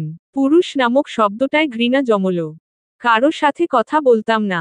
বাইরে যেতাম না। এভাবেই চলছিল। একসময় রাফি এলো। রাফি ওর বোনকে কলেজে দিতে আসতো। ওইখানে আমাকে দেখেছিল। কত বিশ্বাস, কত ভরসার জায়গা সে নিজে তৈরি করল। আমি তবুও বিশ্বাস করলাম না। বন্ধুরা বোঝালো সব ছেলেই এক নয়। বন্ধুত্ব করলে তো দোষের কিছু নয়। মেনে নিলাম। কাছ থেকে দেখলাম ছেলেটা সত্যিই ভালো। তাকে আমার সমস্ত পাস্ট খুলে বললাম, সে মেনে নিল। আমিও মেনে নিলাম। শর্ত ছিল বিয়ের আগে কোনো দিন স্পর্শ করতে পারবে না। রাফি মেনে নিয়েছিল। 2 বছরের সম্পর্কে ওর কথা রেখেছে। কখনো স্পর্শ করেনি। তবে একদিন খুব অসুস্থ থাকায় চোখের পাতায় ওর ওষ্ঠের স্পর্শ পেয়েছিলাম। মিথ্যা বলবো না, তখন ভালো লেগেছিল। এরপর দেখুন, ভাগ্যের নির্মম পরিহাসে তার কাছে আবার ঠকে গেলাম। বিশ্বাস শব্দটাই হারিয়ে গেছে জীবন থেকে। হারায়নি। হারালে পুরুষের কাছে ঠকে যাওয়া গল্পের চিহ্ন তুমি অন্য পুরুষ কে দেখাতে না। আপনি মনে হয় কাপুরুষদের সাথে সুপুরুষের তুলনা করলেন। তারপর বলো, নিজেকে প্রোটেক্ট করার শক্তি থাকার পরও আমাকে কেন কল দিলে? সিনথিয়া দম নিয়ে বলল, ওই দিন। এইটুকু বলার পর ইরফাদের ফোনটা কেঁপে উঠল। এক হাতে সিনথিয়া কে থামতে বলে ইরফাদ ফোনের ওপাশে জাবির বলে, স্যার, প্রফেশনাল সকল আর্টিস্টদের মধ্যে একজনকে সন্দেহ করা যায়। সে গত সপ্তাহ তে দোকান থেকে অনেকগুলো ঘুমের ইনজেকশন কিনেছে। সকল ইনফরমেশন নেয়া শেষ। লোকেশন ট্র্যাক করা হয়েছে। আমাদের ইমিডিয়েটলি যাওয়া প্রয়োজন। কিন্তু সিনথিয়া, স্যার, মিস সিনথিয়া কে রেখে আসতে অনেক সময়ের ব্যাপার। আমাদের হাতে সময় নেই। আপনি ওনাকে নিয়ে চলে আসুন। ওকে। ইরফাদ ফোন রাখে। তড়িঘড়ি করে সিনথিয়া কে বলে, বাকি কথা পরে শুনব। আমাদের যেতে হবে। সিনথিয়া নিজের পেছনের জিপার টেনে তোলার চেষ্টা করে। ইরফাদ লম্বা পায়ে এগিয়ে যাচ্ছে। সিনথিয়া দোটানায় পড়ে যায়। এই রকম উন্মুক্ত পিঠ নিয়ে হয়তো গাড়ি অবধি যেতে পারবে। বাকি পথ তবুও পেছনে জিপার টানে আর এলোমেলো পায়ে এগিয়ে যায়। ইরফাদ খানিকটা এগিয়ে গিয়ে পাশে সিনথিয়াকে না দেখে পিছন ফিরে তাকায়। সে অনেকটা পেছনে। ইরফাদ তাড়া দেয়, হারি আপ। সিনথিয়া তখন অপ্রস্তুত। জিপার ছেড়ে দৌড়ে ইরফাদের পাশাপাশি হয়। ইরফাদের পায়ের সাথে দৌড়ে ছুটে চলে। গাড়ির দরজা খুলে দেয় ইরফাদ। সিনথিয়া গাড়িতে উঠার জন্য এক পা দেয়। তখনই ইরফাদের চোখে পড়ে উন্মুক্ত পিঠের সেই ক্ষতের চিহ্নগুলো। চোখের সামনে সিনথিয়ার বলা কথাগুলো ভেসে ওঠে। কেমন যেন অশান্ত লাগে। ইরফাদ শীতল গলায় বলে, ওয়েট। সিনথিয়া পিছু ফেরে। জিজ্ঞাসা সূচক দৃষ্টিতে তাকিয়ে থাকে। ইরফাদ চোখের ইশারায় বলে সামনের দিকে ঘুরতে। সিনথিয়া ইরফাদের সামনে ঘুরে দাঁড়ায়। ইরফাদ বলিষ্ঠ হাতে টেনে আনে জামার দুপ্রান্ত। মাঝখানের জিপার টেনে তুলে ঢেকে দেয় পুরনো যন্ত্রণার ইতিহাস। ড্রিম লাইটের মৃদু আলো, সিলিং এ ঝুলানো ফ্যানের ক্যাট ক্যাট আওয়াজ, পাশের রুমে উচ্চ শব্দে বাজানো গান আর বুকের ভিতরে দাউদাউ করে জ্বলা আগুনে পড়ছে রিমা। তার বোধ শক্তি যেন শূন্যের কোটায়। জীবনের কিছু মুহূর্ত আসে মনে হয় নিজেকে নিঃশেষ করার জন্যে। অন্ধের মতো বিশ্বাস করে ঠকে গিয়ে বেঁচে থাকার শক্তি হারিয়ে ফেলেছে যেন সে। কিছু সময় নিজের মস্তিষ্ক শূন্য মনে হয়। মনে হয় সব যদি দুঃস্বপ্ন হতো। সাদা ধবধবে টাইলসে কাত হয়ে দস্টাইলে শুয়ে আছে রিমা। চোখের কোণা ছুঁয়ে পড়ছে উষ্ণ নোনতা জল। অদৃশ্য তিক্ত ছোঁয়ায় বুজে আসছে গলা। যেন কেউ দুহাতে গলা চেপে ধরে আছে। বুকের উপর পুরো পৃথিবীর ভার যেন চাপিয়ে দেয়া হয়েছে তার। মাথার যন্ত্রণায় নার্ভ যেন ছিঁড়ে যাচ্ছে। এত যন্ত্রণা কেন? কেন? কি অপরাধ ছিল তার? তেলের ঘানিতে টেনে টেনে পিষে ফেলা সরিষা থেকে টুপোটুপ করে তেলের সৃষ্টি, ঠিক সেরকম বুকের ভেতরের যন্ত্রণা তাকে পিষে পিষে রক্তগুলো যেন চোখের জলের সৃষ্টি করছে। এক ফোঁটা চোখের জল যেন শরীর থেকে চুষে আনা রক্ত। সে চোখ মুখ খিচে কামড়ে ধরে ওষ্ঠধর। ঠকে যাওয়ার এত যন্ত্রণা জানলে সে কখনোই ভালোবাসাতো না। এর চেয়ে কেউ তাকে দগ্ধ আগুনে পুড়িয়ে মারত। অথবা কুল কিনারাহীন অথই সাগরে ফেলে দিয়ে আসত। তাহলেও এত ভুগতে হতো না। রিমা চোখ বন্ধ করে। তখনই পাশে থাকা কয়েকটি মেয়ের মধ্যে একজন শব্দ করে ওঠে। শব্দগুলো অনেকটা বোবাদের মতো শোনা যায়। তার কথা বাধা পড়ছে স্কোচটেপের আড়ালে। রিমা উঠে বসে নিজের হাতের বাঁধন খুলে। তারপর হামাগুড়ি দিয়ে মুখোমুখি বসে অচেনা মেয়েটির মুখের স্কচটেপ একটানে খুলে দেয় রিমা। হাঁপিয়ে ওঠা মেয়েটি চোখ ঘুরিয়ে দেখে চারপাশ। বড় বড় শ্বাস টানে। বিপদ টের পেয়ে গলা শুকিয়ে আসে তার। জিভ দিয়ে ভিজিয়ে নেয় ওষ্ঠ কয়েকবার। এক গ্লাস পানির খুব বেশিই প্রয়োজন। কলিজা অবধি শুকিয়ে গেছে যেন। মেয়েটি রিমার দিকে তাকিয়ে বলে, এতগুলো মেয়ে এভাবে পড়ে আছে কেন? রিমা অল্প বয়সী মেয়েটির চোখ মুখের অবস্থা দেখে বুঝতে পারে সে অনেক বেশিই ভয় পাচ্ছে। তার শ্বাস উঠানামার অবস্থা বেহাল। রিমা মেয়েটির থুতনিতে আলো করে হাত রাখে। তারপর নিজেকে যথাসম্ভব স্বাভাবিক করে বলে, নাম কি তোমার? চৈতি। তুমি কে? আমরা এখানে কেন? আমি রিমা। তোমার প্রশ্নের কোনো উত্তর আমার কাছে নেই বোন। তবে এতটুকু জানি, আমরা বিপদে আছি। চৈতি ছোট বাচ্চাদের মতো ফ্যাচ ফ্যাচ করে কেঁদে ফেলে। রিমা সাথে সাথে মুখ চেপে ধরে। একদম না, এমন সময় কাঁদতে নেই। আমাদের বের হওয়ার রাস্তা বের করতে হবে। এটাই অপশন। কাঁদলে আরও পস্তাতে হবে। চৈতি ঠেলে আসা কান্নার সামনে যেন নিজেই পাথর হয়ে বাধা দেয়। কান্না বন্ধ করে মূর্তির মতো বসে। হাত দুটো তখনও বাঁধা। এতগুলো নিষ্পাপ প্রাণ এভাবে নষ্ট হবে ভেবে কুল পায় না রিমা। নিজের জীবন তো নষ্টই, তাই বলে বাকিদের জীবন তো নষ্ট হতে দিতে পারে না। মৃত্যুর আগে সর্বশক্তি দিয়ে বাঁচার তো চেষ্টা করা উচিত। সে নিজে না বাঁচুক, বাকি প্রাণগুলো তার জীবন দিয়ে হলেও বাঁচানোর চেষ্টা করা উচিত। রিমা ফিসফিস করে বলে, বিপদের সময় কাঁদলে কোনো সমাধান হয় না। আমাদের উচিত প্ল্যান মাফিক আগানো। চলো সবাইকে প্রথমে ডেকে তুলি, তারপর প্ল্যান। রিমা ধীর গলায় প্রত্যেকটি মেয়েকে ডেকে তোলে। তারপর গোল হয়ে বসে রিমা প্ল্যান সাজায়। সবাইকে প্রথমে শান্ত হতে বলে, আমরা কেউই জানি না তারা কেন আমাদের তুলে এনেছে এবং কি চায়। জানা আমাদের উদ্দেশ্যও নয়। আমাদের ফোকাস থাকবে এখান থেকে বের হওয়া। তোমরা যখন ঘুমন্ত অবস্থায়, আমি পুরো বাসা দেখে এসেছি। আমরা এখন দোতলায় আছি। নিচ তলায় পাহারা দিচ্ছে অনেকেই। তো প্ল্যান হলো আমি ছাদের দিকে যাব। আর এমন ভাবে যাব ওরা যাতে বুঝতে পারে কেউ পালাচ্ছে। তখন বেশিরভাগ লোক উপরে উঠে যাবে আর তোমরা নিচে চলে যাবে। মেইন দরজার চাবি আমার কাছে আছে। দরজা খুলে বাইরে বেরিয়ে যাবে। বাকিদের মুখটা ছোট হয়ে আসে। এতটুকু সময়ের মধ্যেই তাদের মধ্যে একটা অদৃশ্য টান তাদের এক সুতোয় বেঁধে দিয়েছে। তাদের মধ্যে থেকে একজন বলে উঠল, তাহলে তোমার কি হবে? আমার যাই হোক, ওসব চিন্তার বিষয় না, তোমরা আগে নিজেদের বাঁচাও। তাদের মধ্যে একজন বলে উঠল, তুমি আমাদের জন্যে এতটা ভাবছ, আর আমরা তোমাকে বিপদের মধ্যে রেখে চলে যাব? দেখো আমরা সকলেই যদি একসাথে বের হতে চাই, কেউই বের হতে পারবো না। আসলে ওরা ঠিক কতজন আমরা কেউ জানি না। যদি আমি ছাদের দিকে যাই, ওদের ফোকাস হব আমি, বাদ বাকি 2-4 জনের সাথে মোকাবেলা করবে তোমরা। সবাই মুখ মলিন করে ফেলে। তবে বাস্তবতার সাথে আবেগের জায়গা নেই। এখানে আবেগ দেখালে সবাইকে মরতে হবে। তারা প্ল্যান মাফিক প্রস্তুত হয়। ঠিক তখনই মেঝেতে পায়ের খটখট আওয়াজ শোনা যায়। একে অপরের দিকে তাকায় তারা। রিমা ফিসফিস করে বলে, কেউ ভয় পাবে না, যার যার জায়গায় শুয়ে পড়। আর এমন অভিনয় করো যেন ভাবে তোমাদের ঘুম ভাঙ্গেনি। ওকে? সবাই রিমার কথা মতো আগের মতো শুয়ে পড়ে, যেন ঘুমে বেঘোর তারা। রিমা আবার বলে, আমি দরজার পেছনে দাঁড়াবো। যে ঢুকবে তাকে এখানেই সাইজ করতে হবে। তবেই একজন কমবে। আর যত মানুষ কমবে তত আমাদের রাস্তা সহজ। সবাই বুঝতে পেরেছ? সবাই রিমার কথা মতো পজিশন নেয়। রিমা মেইন দরজার লম্বা চাবি হাতের মুঠোয় পুরে দরজার আড়ালে দাঁড়ায়।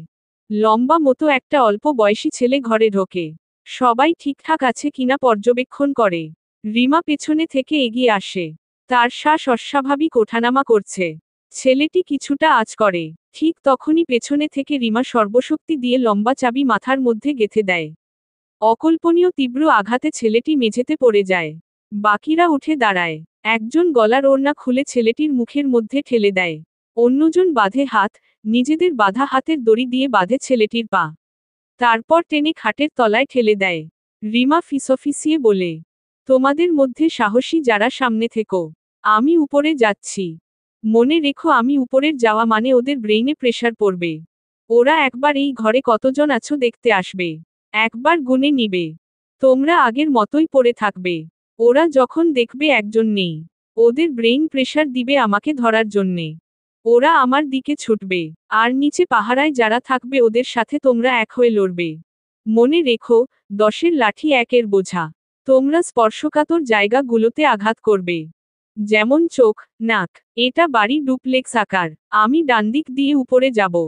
বাম দিকের সিঁড়ি দিয়ে তোমরা নিচে যাবে। দরজায় ভারী পাল্লা দেয়া। উপরে সিটকি লাগানো। দরজা খুলে কেচি গেট। ওটা খুলতেই চাবি লাগবে। এই নাও চাবি। বাসা থেকে বের হয়ে সামনে বাম দিকের রাস্তা ধরে আগাবে। কোনো মানুষ পেলে ফোন নিবে। 999-এ ফোন দিয়ে এই লোকেশনে আসতে বলবে। এটাই তোমাদের কাজ। বেঁচে থাকলে আবার দেখা হবে। রেডি হও তোমরা। ফুটবল হবে না কিন্তু। বলেই রিমা বেরিয়ে যায়। এর আগে যে রুমে কয়েকজন মানুষের কথা আড়ালে দাঁড়িয়ে শুনেছিল, ওই রুমের সামনে দাঁড়ায় রিমা। আসার সময় সাজানো ফুলদানি নিয়ে আসে। হাতের ফুলদানি ছুঁড়ে ফেলে দেয়। তার শব্দে যেন সজাগ হয় রুমে থাকা সব ছেলে। একে একে বাইরে বেরিয়ে আসে সকলে। রিমা দৌড়ে বেরিয়ে যায়। কেউ একজন বলে ওঠে, সাহেব। কেউ একজন জেগে গেছে। ও তো সামনের দিকে দৌড়াচ্ছে। সবাই কথা মতো পিছু নেয়। নিচের কিছু ছেলে তেড়ে আসে উপরের দিকে। সবাই ছুটে যায় রিমার পেছনে পেছনে। বাকি মেয়েরা একে একে বাম দিকের সিঁড়ি দিয়ে নেচে নামে। নিচে কয়েকজন বসে আছে চেয়ারে। চৈতি গুনে নেয়, নিচে তারা মোট 5 জন। আর মেয়েরা 9 জন। 5 জন ছেলের সাথে লড়া তাদের মতো মেয়েদের কাজ নয়। তারা পারবেও না। তারা চোখে চোখে কথা বলে নেয়। চৈতি বলে আমি ওই দিকের সিঁড়ি দিয়ে নামি। ওরা আমাকে দেখলে তোমরা পেছনে থেকে আঘাত করবে। সামনাসামনি আমাদের মতো দুর্বলরা লড়তে পারবো না। চৈতি এপাশের সিঁড়ি দিয়ে নামে। নিচের ছেলেগুলো উঠে দাঁড়ায়।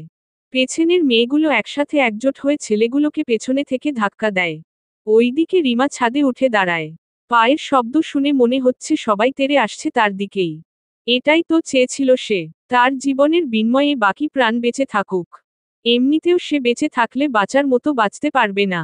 মা বাবার বোঝা, আর পুরো পৃথিবী তাকে আর চোখে তাকাতে তাকাতে মারবে। তার চেয়ে ভালোবাসা, মানুষের হাতে তার প্রাণ যাক।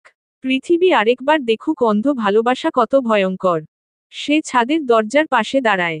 একে একে সকলেই ছাদে ওঠে। এপাশ ওপাশ খুঁজতে শুরু করে। কেউবা ছাদের কার্নিশে দাঁড়িয়ে উকি দেয় নিচে। ঠিক তখন ছাদের দরজা লাগিয়ে দেয় রিমা। ঝুলন্ত তালার চাবি তার চেনা। ড্রয়ার থেকে চাবি আসার আগেই রেখেছে সে। তালা খুলে দ্রুত দরজায় তালা দেয়। চাবি ছুঁড়ে ফেলে অনেক দূরে। তারপর স্তব্ধ হয়ে বসে পড়ে। বাকিরা বিস্মিত হয়ে পিছু ফেরে। মেয়েটির মতিগতি বোঝা যাচ্ছে না। কি চায় সে? আবছা আলোয় সকলে ফোনের ফ্ল্যাশ অন করে। রিমার যা কাজ ছিল শেষ। এদের কিছুক্ষণ আটকে রাখতে পারলেই হলো। সে হাঁটু ভাঁজ করে, হাঁটুর ভাঁজে মুখ লুকিয়ে ফেলে। ছেলেগুলোর পেছনে থেকে কেউ একজন অবাকের উচ্চসীমা নিয়ে অতি আক্রোশে বলে, রিমা, তুমি? গলার স্বর অতি পরিচিত, অতি কাছের জনের। রিমা আরো শক্ত হয়ে বসে। এসব মোকাবেলার শক্তি তার নেই। এখন যা হবে তা শুধুই নাটক। শরীরে নাটক দেখার শক্তি নেই। পেছনের ছেলেটি শুভ্র। তা চোখ না তুলেও জানে রিমা। শুভ্র যেন ছুটে আসে। যেন রিমাকে দেখে আকাশ থেকে টুপ করে পড়ল সে। ইরফাত দাপিয়ে চালাচ্ছে তার গাড়ি। পাশে জাবির, সিনথিয়া পেছনে বসে আছে। সিনথিয়ার পাশে বসেছে রোহান।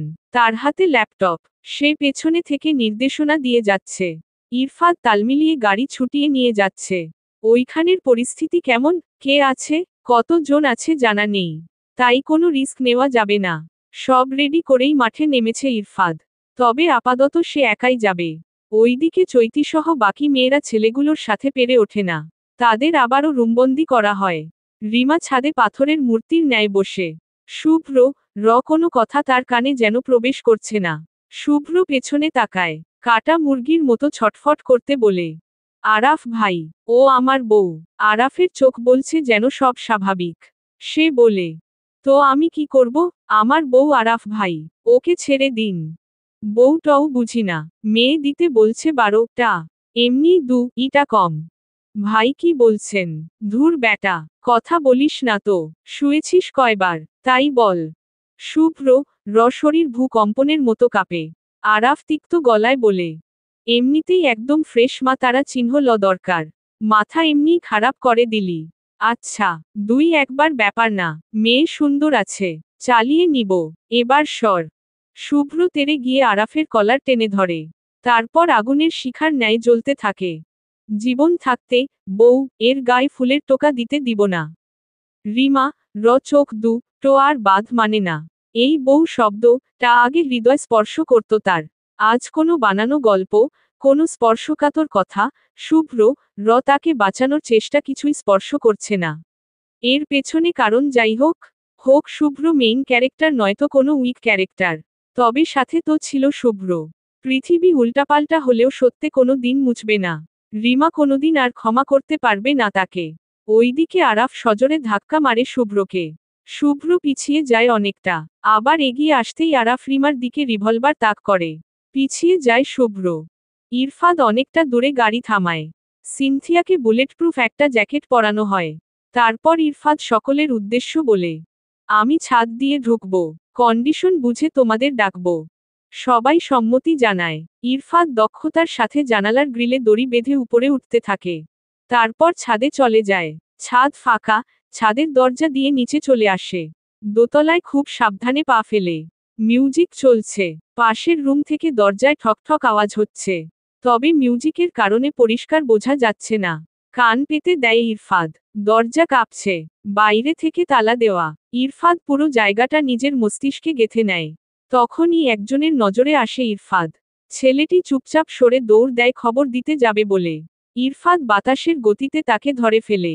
মুখ চেপে ধরে রিভলভার উল্টো করে একটা মাথায় আঘাত করে। জ্ঞান হারায় ছেলেটি। যে কোনো ছোট বড় অপারেশন হোক, ইরফাদকে একা ছাড়তে না চাইলেও সে প্রথমে একাই যায়। প্রয়োজন হলে বাকিদের ডাকে। তবে ভেতরের অবস্থা চিন্তা করে বাইরের মানুষগুলো টেনশনে থাকে। ইরফাদের কানে গুজে রাখা হেডফোন জওনাকি পোকার মতো জ্বলে ওঠে। ওপাশ থেকে ভেসে আসে রোহানের চিন্তিত গলা। Are you okay sir? Don't panic. Okay sir, help লাগলে কাইন্ডলি জানাবেন। রিস্ক নিবেন না প্লিজ। উপরে একরুমে অনেকগুলো ছেলে আছে। ইরফাদ বাইরে থেকে দরজা লক করে। তারপর ইরফাদ চুপচাপ সিঁড়ি বেয়ে নিচে নামে। রিভলভার কোমরে গুজে নেয়। সিঁড়ি দিয়ে নেমে আসা বিশাল আকারের অচেনা মানুষটি দেখে কিছুক্ষণ স্তব্ধ হয়ে থাকে ছেলেগুলো। তারপর তেড়ে আসে ইরফাদের দিকে। ইরফাদের উপর হাত তুলতেই ছেলেটির হাত আবদ্ধ হয় ইরফাদের বজ্রমুঠিতে। হাত পেঁচিয়ে পেছনে ঠেকায় ইরফাদ। বাকিরা এগিয়ে আসে। কাছাকাছি আসতেই লম্বা লৌহশক্ত পায়ের আঘাতে অনেকটা দূরে ছিটকে পড়ে তেড়ে আসা ছেলেগুলো। বাকিগুলোকে 1 মিনিটে কাত করে ফেলে ইরফাদ। তারপর উপরে উঠে তালা ভেঙে ফেলে। দরজার ওপাশে মেয়েগুলো কান্না করতে করতে ফুলে ফেপে একাকার। মাঝখানের হালকা পাতলা মেয়েটি ছুটে এসে ইরফাদকে জড়িয়ে ধরে। ফুপিয়ে উঠে বলে, চাচ্চু, আমি বাড়ি যাব। চাচ্চু শুনেই ইরফাদ বুঝে নেয় এটাই রিজভি শিকদারের মেয়ে। অল্প বয়সী মেয়েটিকে নিজের থেকে ছাড়িয়ে নেয়। হাত দুটো থরথর করে কাঁপছে মেয়েটির। রিভলভার থাকা হাতটি মেয়েটির মাথায় রাখে ইরফাদ। তারপর আশ্বস্ত গলায় বলে, কোনো ভয় নেই, আমার সাথে এসো। রোহানের চিন্তিত গলা আবার হেডফোনে বাজে। ঠিক আছে সব। কাউকে পাঠাবো? জাবিরকে পাঠাও। Okay sir. মেয়েগুলোকে জাবিরের হাতে দিয়ে উপরে উঠে যায় ইরফাদ। বাকি ছেলেগুলো যে রুমে আছে সেখানে যায় ইরফাদ। দরজা খুলতেই রিভলভার হাতে তেড়ে আসে তারা। সামনে 5 জন। পেছনে থেকে একজন নেতৃত্ব দিচ্ছে। পেছনে একটি মেয়েও বসে আছে। পেছনে থেকে আরাফ চেঁচিয়ে ওঠে, ওই এসপি, বাঁচতে চাস তো রিভলভার নামা। ইরফাদের বজ্রকণ্ঠিত গলা। ওই চামচিকা, পেছনে ক্যান সামনে আয়। আরাফ রিভলভার হাতে সামনে আসে। কি করবি কর। সাথে সাথে রিভলভারের 6টা বুলেটের 5টাই নিশানা বরাবর লাগায় ইরফাদ। আরাফ পাশে ফিরে দেখে তার সাথে সবগুলো চিতপটাং খেয়ে পড়ে আছে। গলা শুকিয়ে যায় তার। 30 সেকেন্ডে ফন্দি আটে। রিভলভার ধরে রিমার মাথায়। তার পুরো শরীর রিমার পেছনে। উম্মাদের মতো বলতে থাকে, রাস্তা ছাড়, খোদার কসম মেরে দিব, আমি না বাঁচলে ও বাঁচবে না। ইরফাদ আরাফের চোখে জানোয়ারের রূপ দেখতে পায়। এই মুহূর্তে কোনো স্টেপ নিলে মেয়েটির ক্ষতি হবে। সে তো জানত না এই রুমে কোনো মেয়ে বন্দি আছে। তাহলে অন্যভাবে আগাত। ইরফাদ পিছিয়ে যায়। আরাফ আবারও চেঁচায়, রিভলভার রাখো, না হলে খুলি উড়িয়ে দিব। ইরফাদ রিভলভার রাখে। আরাফ রিমাকে টার্গেট করে বাইরে বেরিয়ে আসে। খোলা মাঠের মধ্যে দাঁড়িয়ে রিমা। পিছনে আরাফ, সামনে ইরফাদ। সাইডের প্রাইভেট কার, জাবির, রোহান আর সিনথিয়া। জাবির বেরিয়ে আসে। সাথে সাথে রিমাকে দেখে ছুটে আসে সিনথিয়া। জাবির টেনে ধরেও আটকাতে পারে না। ইরফাদের পেছনে দাঁড়ায় সিনথিয়া। তারপর ভেজা গলায় বলে, রিমা। ইরফাদ সিনথিয়ার কথা শুনে বলে, গাড়িতে বসো।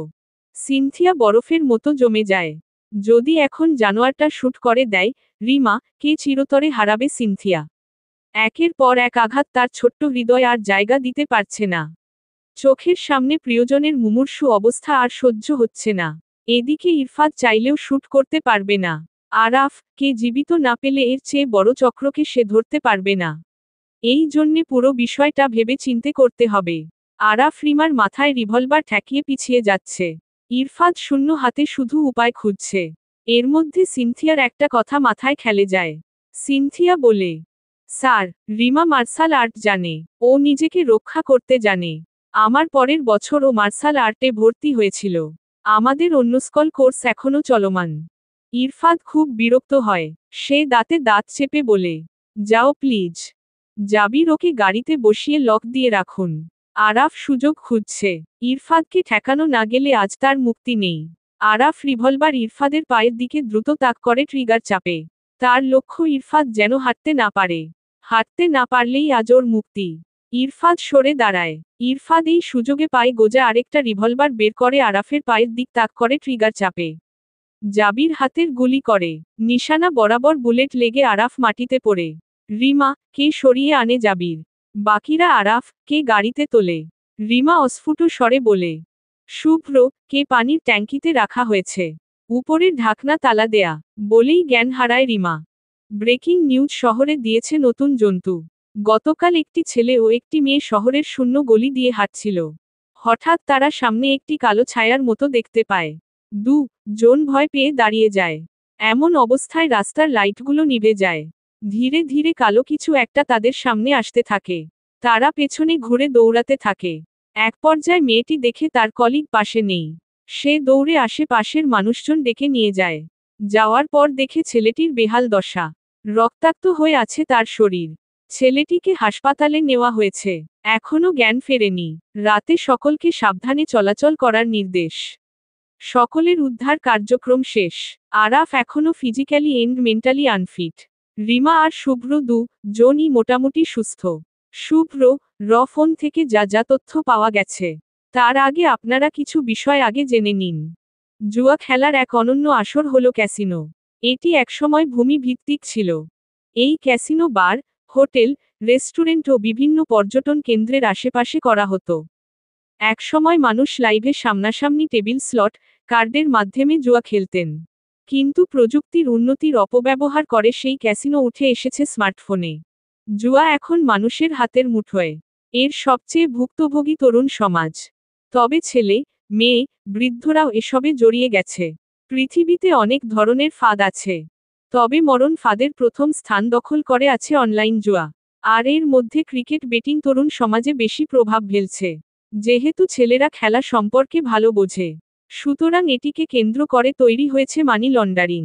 কত শত টাকা পাচার হচ্ছে তার হিসেব নেই। তবে সবচেয়ে বেশি ক্ষতির সম্মুখীন তরুণ সমাজ। জুয়ায় হেরে টাকা উসুল করতে বারবার বা তারা চিহ্ন ধরতে গিয়ে তারা বিভিন্ন ক্রাইমের সাথে জড়িত হচ্ছে। জুয়া এক অকল্পনীয় মরণ ব্যাধি। এটি এমন এক জাল, একবার ঢুকবেন তো ধ্বংস নিশ্চিত। বাকি কথা আরেকদিন হবে। এই সমাজের সাদা মাটা সৎ, সুন্দর, নম্রভদ্র আপনার ছেলেমেয়ে রাতের আধারে অথবা দিনের ফুটফুটে আলোতে হাতের মোবাইল ব্যবহার করে কখন যে ডুবে গেছে জুয়া নামক চোরাবালিতে, তা খালি চোখে দেখে বুঝতেও পারবেন না। বুঝবেন তখন, যখন হাবুডুবু খেতে থাকা ছেলেটি আত্মহত্যার পথ বেছে নিবে অথবা কোনো ক্রাইমে জড়াবে। তেমনই একটি গল্প হতে যাচ্ছে আমাদের শুভ্র। কথায় বলে, লাভ ইজ ব্লাইন্ড। এই বাক্যকে অনুসরণ করে আজ ভুক্তভোগী রিমা। তাই পুরো পৃথিবীর সকল মেয়েকে একটা ক্ষুদ্র সংকেত, ভালোবাসা ভালো। তবে অন্ধ ভালোবাসা কিন্তু ভালো নয়। পৃথিবী খুব জটিল সমীকরণ, টিকে থাকতে হলে আগে নিজেকে ভালোবাসুন।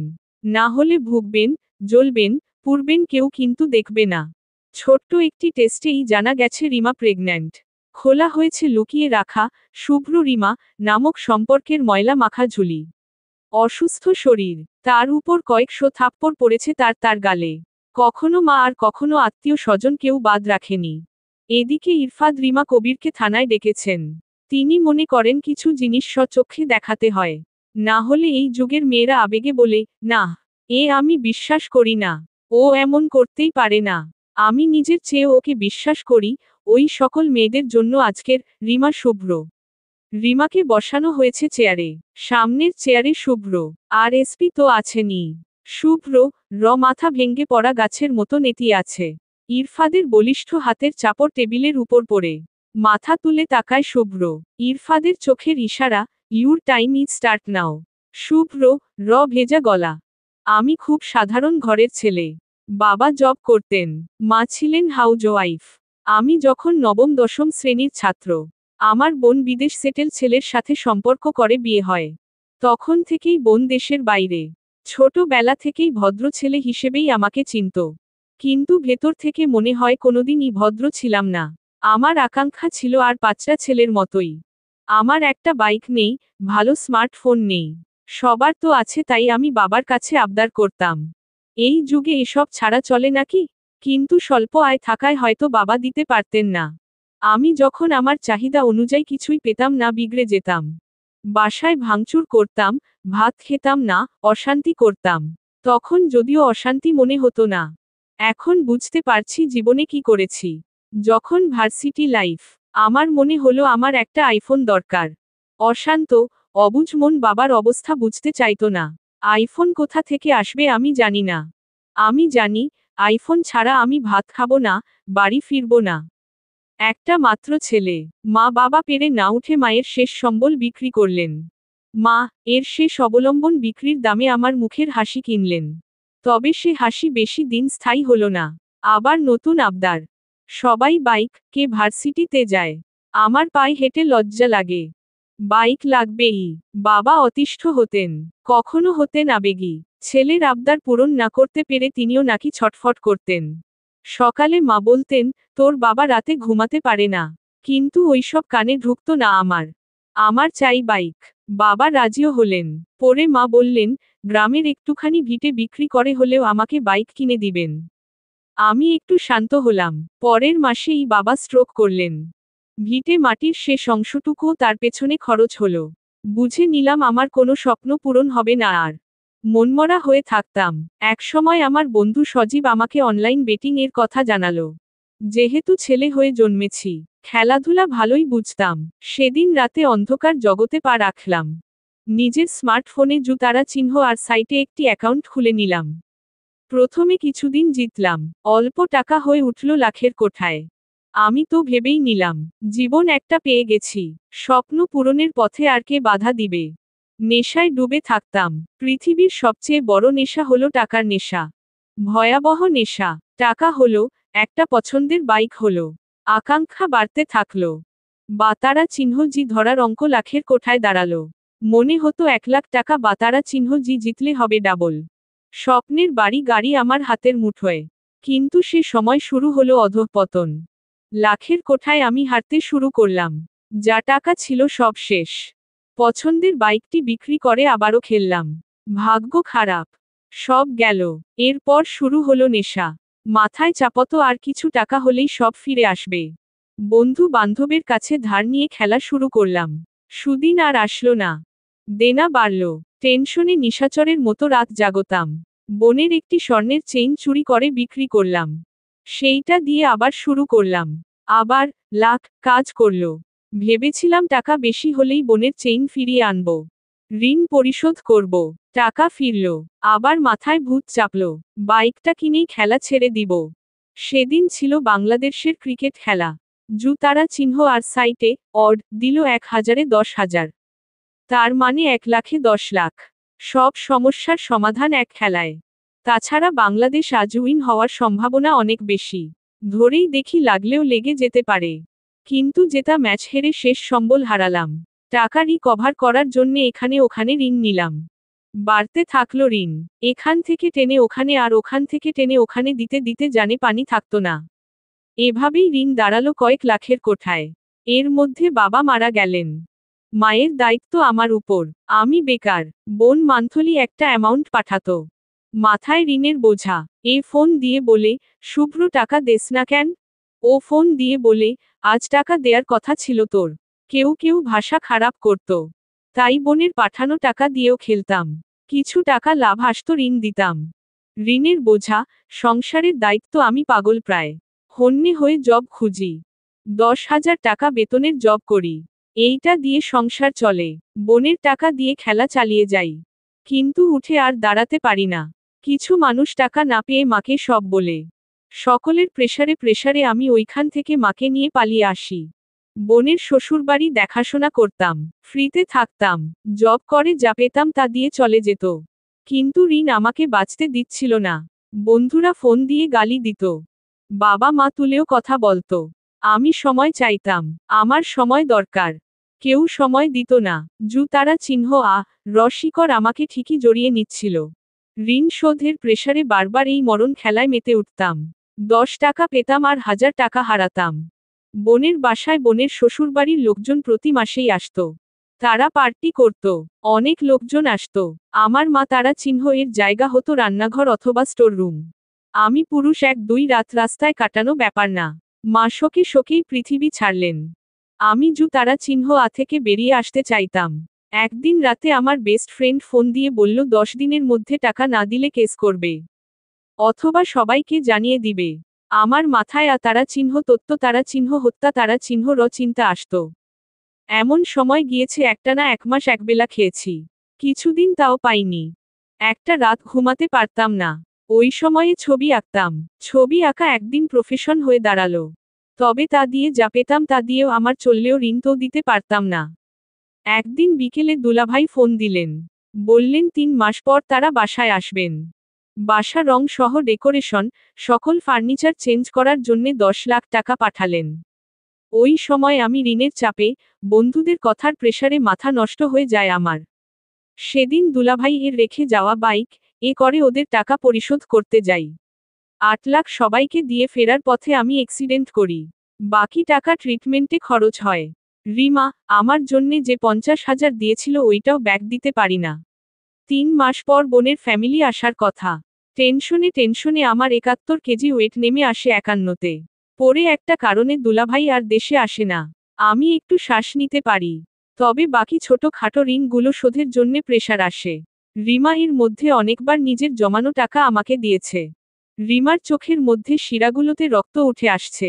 সারাদিন মাথার ঘাম পায়ে ফেলে টিউশন করে যে টাকাগুলো শুভ্র বিপদ জেনে দিয়ে এসেছে। নিজের শখ পূরণের টাকা শুভ্রকে দিয়ে এসেছে। কোনোদিন কাউকে বলেনি। যে মানুষটা কে নিঃস্বার্থে ভালোবেসে গেল, সে নিঃশব্দে তাকে ঠকিয়ে গেল। একবারও সত্যি বলল না। শুভ্র খানিকটা দম নেয়। তারপর বলে, রিমার নিঃস্বার্থ ভালোবাসা, পবিত্রতা, শুদ্ধতা দেখে আমি সত্যিই ভালো না বেসে থাকতে পারিনি। সেদিন প্রথমবারের মতো আমি ভালো হতে চেয়েছি। লুকানো পাপ আমি লুকিয়ে কবর দিতে চেয়েছি। তবে তারা চিহ্ন আর শেকল এত মজবুত। যাকে একবার বাঁধে সে মনে হয় আর ফিরতে পারে না। দুলাভাই প্রতিদিন ফোন দিত। বাসা ডেকোরেশন এর কি অবস্থা কত দূর জানতে চাইত। সব মিলিয়ে পাগল হয়ে যেতাম। ইনকাম করে যা পেতাম তা দিয়ে আবার খেলতাম। যদি টাকাগুলো পরিশোধ করা যায়। হতো না, আরও ঋণ বাড়ত। ওই সময়ে আরাফ ভাই একদিন ফোন দিল। সে আমার এলাকার বড় ভাই। আমাকে একদিন বলল, শুভ্র তুমি একটা হেল্প করতে পারবে? সে জানালো কয়েকটা ট্যাটু করে দিতে হবে। বিনিময়ে টাকা পাবো। আমার তো টাকার প্রয়োজন। গিয়ে দেখলাম কয়েকটি মেয়ে। ঘুমন্ত নাকি মৃত আমি সিউর না। আমার টাকার দরকার তাই আমি ট্যাটু এঁকে দিয়েছিলাম। পরের দিন জানলাম মেয়েগুলোকে মার্ডার করা হয়েছে। এরপর আরাফ ভাই আমাকে নানাভাবে হুমকি দিত। আমি যেন মুখ না খুলি। এরপর আরেকটা ব্ল্যাকমেইল করল 1-2 দিনের জন্যে আমার বোনের বাসাটা তাদের দরকার। আমিও যেন বাসায় থাকি। আমার সাহায্য দরকার। আমাকে কয়েকটি দোকান থেকে ইনজেকশনও কিনিয়েছিল। বিনিময়ে বলেছিল আমাকে মোটা অঙ্কের টাকা দিবে। সব কিছু থেকে বেরিয়ে আসার জন্যে টাকা তো সত্যিই দরকার। তাই একটা শেষ রিস্ক নিলাম। শেষ রিস্কে জীবন শেষ হলো। আমার গল্পের সমাপ্তি হলো। Dash dash dash dash dash dash. নিজের রুমে স্তব্ধ হয়ে দাঁড়িয়ে আছে রিমা। শুভ্র রিমার জার্নি আরেকবার স্মৃতিচারণ করে। জীবন কখনো কখনো এমন জায়গায় মোড় নেয় তখন কিছু প্রকাশ করার ভাষা থাকে না। শুধু মনে হয় সব দুঃস্বপ্ন হয়ে যাক। কালো মেঘ কেটে ঝকঝকে আকাশের মতো জীবন হোক। তাই কি হয়, হাতে ধরে যে দুঃখ সে জীবনে এনেছে তার তো ফল ভোগ করতেই হবে। ঠিক সে সময়ই তার মা আসে। তার মায়ের দৃষ্টিতে রিমা এখন তারা চিহ্ন কথা দিয়ে পুড়িয়ে মারছে তাকে। রিমার মা রাজিয়া বেগম একটা জামা রিমার দিকে ছুঁড়ে বলেন, রেডি হ। রিমা ফিরে তাকায়। সে তো বোবা হয়েছে সেই কালকেই। তবুও চোখের ভাষা বলে, কেন? রাজিয়া বেগম তীব্র ঝাঝালো গলায় বলেন, জামা ধরস না কেন? তারা চিহ্ন বাজাইয়া আইছস। মানুষ আমারে দেখে থু থু ফালায়। সবাই বলে, তোর বাপ না থাকায় নাকি পর পুরুষ আমি তোর ঘরে পাঠাইছি। 2 দিন পর আমার খবরও নাকি বের হবে। এই সব বলাবলি করছে। এখন হাসপাতালে গিয়ে আমারে উদ্ধার কর। আমি ভালো আছি মা। হাসপাতালে যেতে হবে না। তুই মর। পাপের ফল নষ্ট করে আমারে উদ্ধার কর। কি বলছো মা? এই বাচ্চা কি অন্যায় করেছে? ও তো অবৈধ না। আমরা তো বিয়ে করেছিলাম। তোরে কি সারাজীবন ঘরের খাম্বা বানাই রাখমু? বিয়ে দিতে হবে না? তোর এই বাচ্চাকে মানুষ করব? আমার জীবন থাকতে ওর কিচ্ছু হতে দিব না মা। সে তোর যা ইচ্ছে কর। 5 মিনিট পর বের হব। রেডি হ। আমি যাব না কোথাও। রিমার বলা শেষ না হতেই রাজিয়া বেগম স্টিলের স্কেল হাতে তুলে নেয়। জায়গা বেজায়গা না দেখে বেধড়ক মার মারে রিমাকে। রিমা এক পর্যায়ে জ্ঞান হারিয়ে ফেলে। সাথে সাথে কলিং বেল বেজে ওঠে। দরজা ভেজিয়ে রাখা দেখে তিথি বাসায় ঢোকে। চোখাচোখি হয় তিথি আর রাজিয়া বেগম। নিচে নিস্তেজ শরীরে শুয়ে আছে রিমা। তিথির বুকের মধ্যে ধুকপুক করে ওঠে। এ কেমন মা? চোখ মুখে রাগ ছাড়া কিছুই দেখা যাচ্ছে না। যেন মেয়ে মরলে তিনি বাঁচেন। তিথি তড়িঘড়ি করে কাছে যায় রিমার। মাথাটুকু কোলের মধ্যে তুলে গালের পাশে হাত দিয়ে ডাকে, রিমা, এই রিমা। ঠিক তখনই তিথির ফোন টুং টুং করে ওঠে। এসপি নম্বরে দেয়া মেসেজের রিপ্লাই। কে গো তুমি? সুহাসিনী। কিসের এত দুঃখ তোমার? সেদিন তোমার দেয়া মেসেজের শব্দগুলো আমাকে ঘুমাতে দিচ্ছে না। বলো না কিসের দুঃখ এত? ফোনের স্ক্রিনে তাকিয়ে তিথির কপাল কুঁচকে আসে। এমন উত্তর সে কল্পনাও করেনি।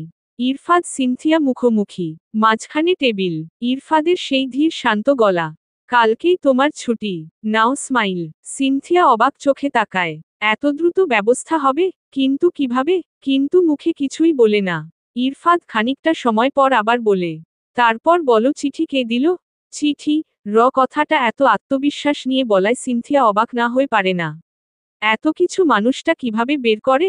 কিন্তু তার সব সত্যি বলার সময় হয়েছে। আজ তাকে সব বলতেই হবে। চলবে।